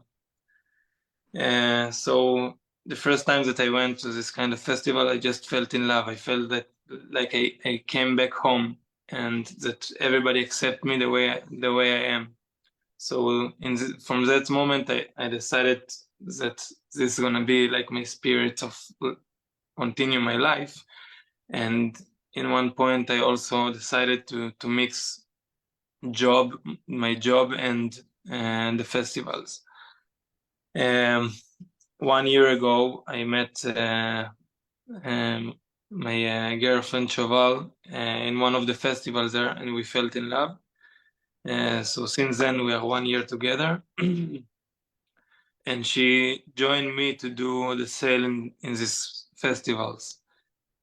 And in October 7th, we were planning I will plan to go to the festival to do a sale, and Shoval wasn't. And actually, the last minute, she decided to join me. All her plans for the weekends canceled, and she decided to join me. And the last moment, so we drove south to the border of Gaza, and we organized everything for the party. We arrived the day before for organizing everything. It was Friday the 6th, and then the music started, and in one point, I remember myself telling Shoval that I know a lot of people here, because I've been in this kind of festivals for like a couple of years, and it's the same people, so I know a lot of people there. And I told her, like, exciting, like, wow, I know a lot of people. And then the music started, and the festival became one of the biggest that I've been in Israel. It's like 3,000 people just like about to come and celebrate life and celebrate love and just spreading love all over. And even Shoval told me, like, look how people like enjoying, like it was like different atmosphere. In one point, a good friend of mine came to me, and when he didn't felt well, and me and Shaval took him to. There is a place in this kind of festivals that accept people that don't feeling well and give them support. So we took him to this place, and like somebody took care of him, and then in 6:30, like it's the peak of the festival, it's the highlight of the festival, when the sun rise and you finally can see the people like all around, and you see how beautiful people are, and there was like really beautiful people. So the rocket started. We started hear the bombs. So me and Shaval looked at each other, and we start to walk slowly to the sail and start packed everything. Shaval asked me if I wanted to rush and to throw everything to the car. I told her no, let's organize everything like everything organized. Because I used to serve in the border of Gaza, and I know that the rockets don't hit the first line. So we organized everything, we packed everything to the car, and right before we start to drive, we say to each other, let's look for other people that need help. And good friend of mine that did there also a sale of a food truck. He was there. I asked him if he need help. He told me, listen, all my workers ran away, and I have like a lot of work. So me and Shaval start to help him. We packed all his frigiders to his car, and then we told him goodbye. We hugged him for goodbye, and we went to the car. His name is Doron. The moment that we went with the car outside, the terrorists entered the party, and unfortunately he got murdered. So we went on the car and we started to drive. The first exits, the main entrance was blocked from all the car and was traffic. So we turned around to the back exit, and then I saw people hiding outside the car, but in Gaza side. So I went out the car to understand what's happening, and then I saw one lady that got shot in her leg, with a lot of people around her trying to help her. And in this moment, I turned around, I saw Shaval walking behind of me, and I told her, like, I turn her around and send her back to the car to not see the bleeding and the screaming. And in this moment, I didn't know what to do. Like, as an officer, I cannot leave persons there alone. But as an officer, I also know that too many people on one person try to help him. It's bothering. So I didn't really know what to do. And in the end, I just went to help her and packed her on a stretcher. And then it was a friend of mine that took care of her, and he say, all right, we are too many people here, so all of you stay and you go. He told me to go and to go back to the car. Two of the people that help him to take care got murdered there right after they helped her and almost saved her life. She got murdered as well, unfortunately. I turned around, I went to the car, back to the car, and we started like drive for the front to the main exit, to the main entrance, and I cut the line off road. And the moment that I reached to the main road, and there was a security that direct us off road from the other side. And then after we drove a couple of meters, we heard all the shots. It was like really bunch of shots that didn't stop, and everybody ran from the cars. So we didn't have other option to run from outside the car as well. And then we start to run in the field, and I believe most of you saw the videos that everybody running in the field. It was catastrophic, and you just see like everybody running and some people falling. Don't know if they got shots or falling from a rock or something. So at one point, Shoval direct us to one of the bushes and says that it's better to hide there. So we enter, me and Shoval. After us, two more people enter. One of them was like one guy that was really shocked from the situation, and another girl that having a panic attack and screaming to her parents that they killing me, they shooting on me. I took the cell phone and called my parents down, and Shoval took her hand and just being there for her and hug her and told her like to be quiet and to calm her down, because if she's gonna continue screaming, they might come to us and kill us. We've been in the bushes for another 2 hours. That's all these 2 hours we just heard all the bullets above our heads, and we could see like the bush moving from the bullets hits. In each moment that I had a lot of moments that I thought to myself that, wow, it might be the end.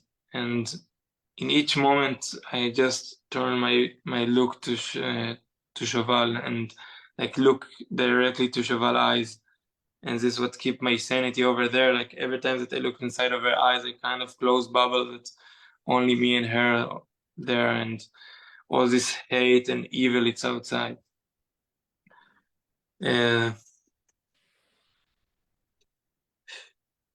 So after these 2 hours, we heard somebody from the other bushes running, say that you're gonna run to the next village. We managed to do it as well. And slowly we became like a group of 20 people. And then the girl that been with us in the bush told Shoval that she forgot her bag in the bush. And Shoval told them, all right, forget it. Like, we are not going back. And then, like, you just realize later on that as the police find her ID on one of the terrorists. So it means that the terrorist arrived to the bush that we hide. And so thanks God we managed to run away from this bush, and we continued for the next village, Patish.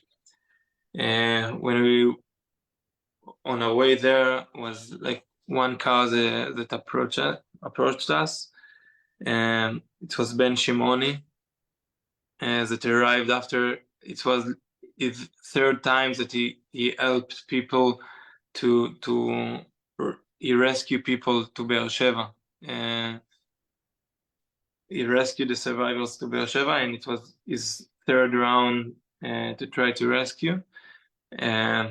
So I went to him, I told him, listen, we are a lot of people here, you can help us. He said, of course.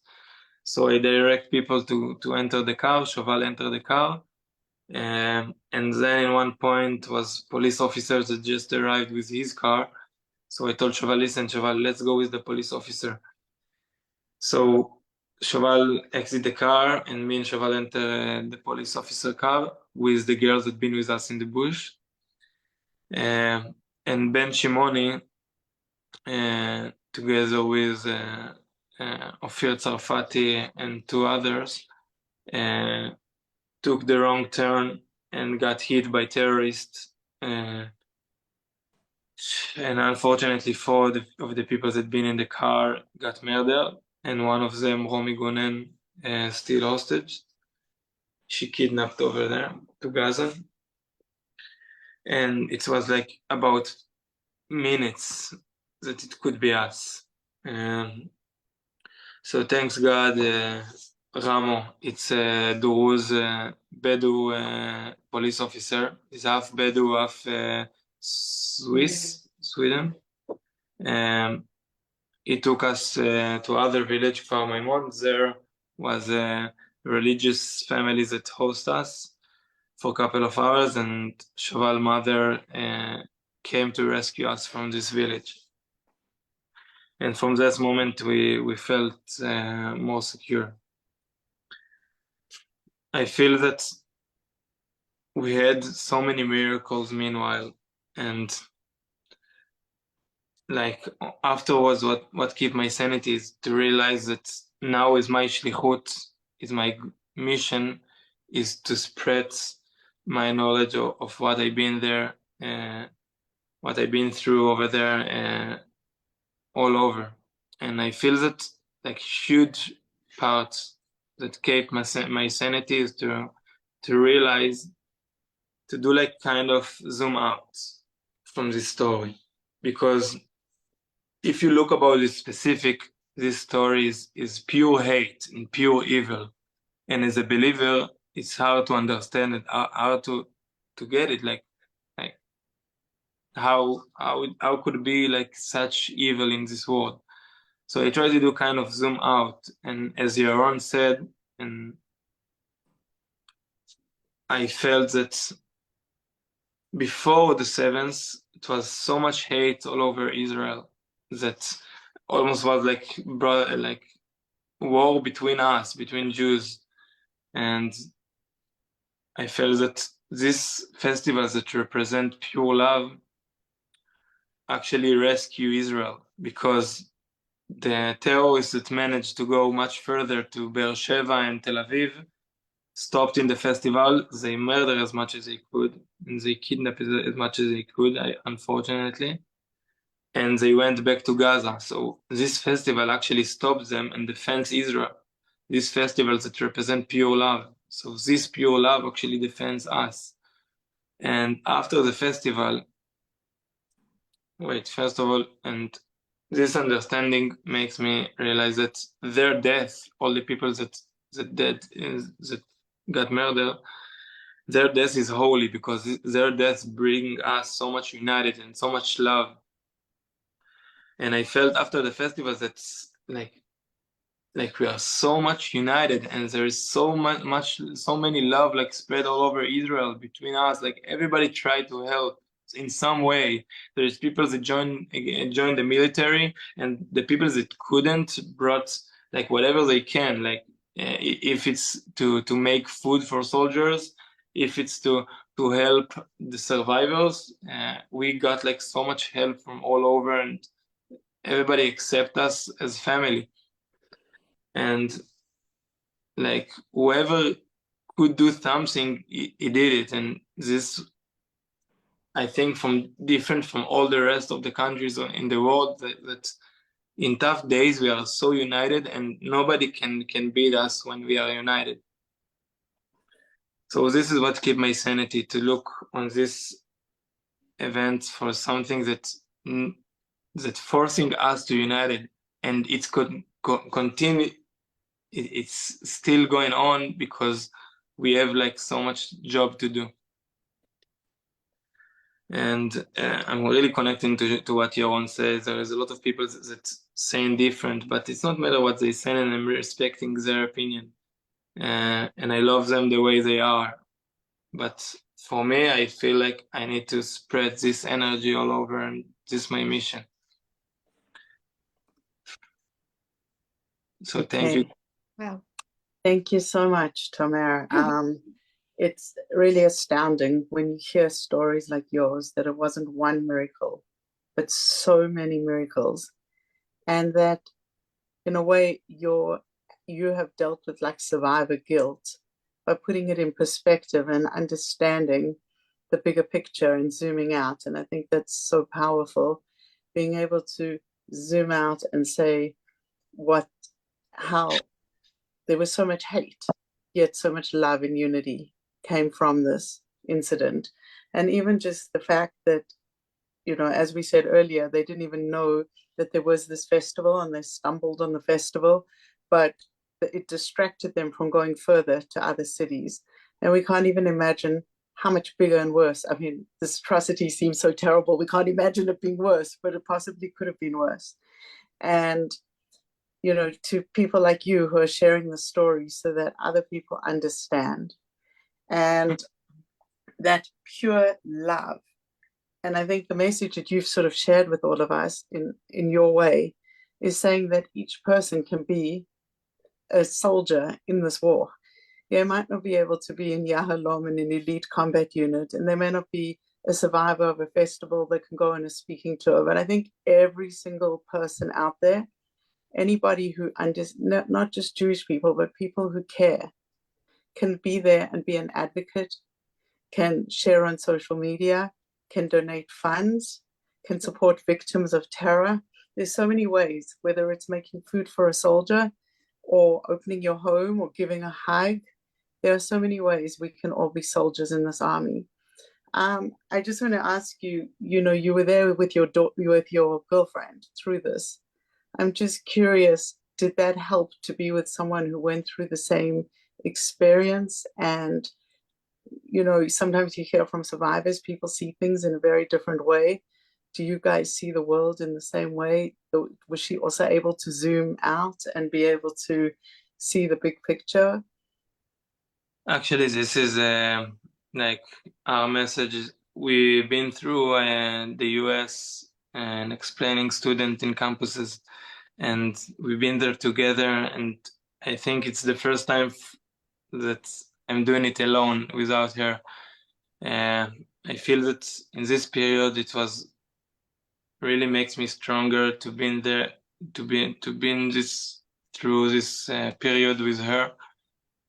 Because we look on this world like in a kind of similar perspective, and we are there for each other, but in other way, we need like each one of us for his own and recover his own heart for be able to be there for the other.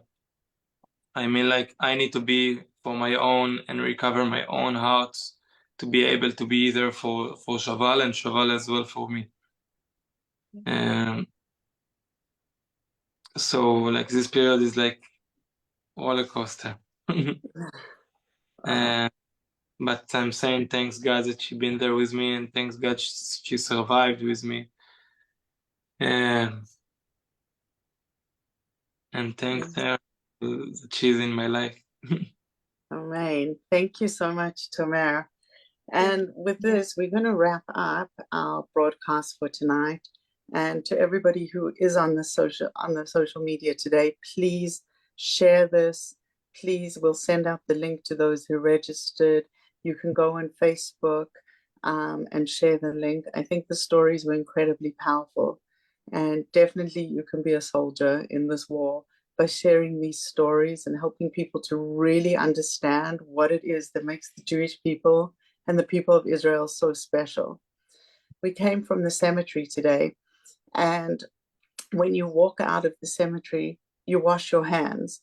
And the idea is that you leave water on your hands. You don't dry your hands, because water represents life.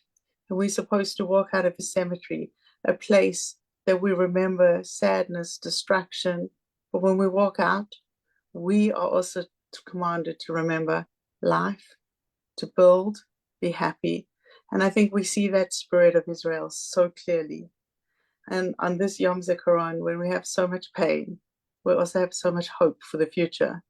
And in a couple of minutes, we're going to switch to Hatikva, which is the national anthem, which is the message of hope. But before that, I just want to say thank you to Sari Singer, my incredible partner in making these events happen. She brings the speakers, she provides the support, and together we've been making this series available to other people. Please support us, please share it. Thank you, Sari. Do you want to say a final word? Okay, so thank you, and we are going to go and we're going to listen to Hatikva, and we'll take it from there. Thank you, everyone.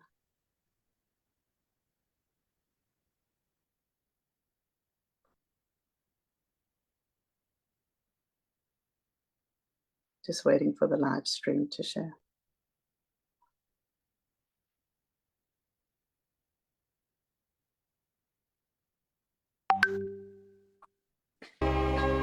כל עוד בלבב בנימה נפש יהודי הומיה ולפתי מזרח קדימה עין לציון צופיה עוד לא תקוותנו התקווה בת שנות 2000 להיות עם חופשי בארצנו ארץ ציון ירושלים להיות עם חופשי בארצנו ציון ירושלים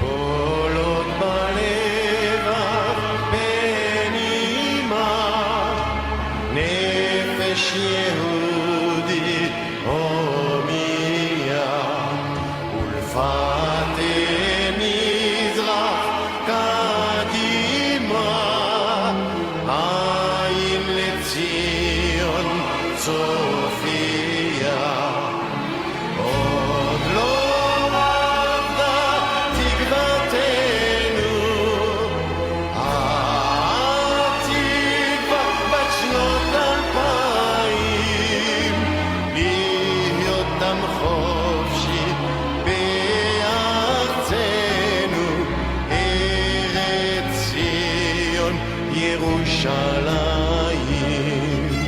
להיות עם חופשי בארצנו ארץ ציון ירושלים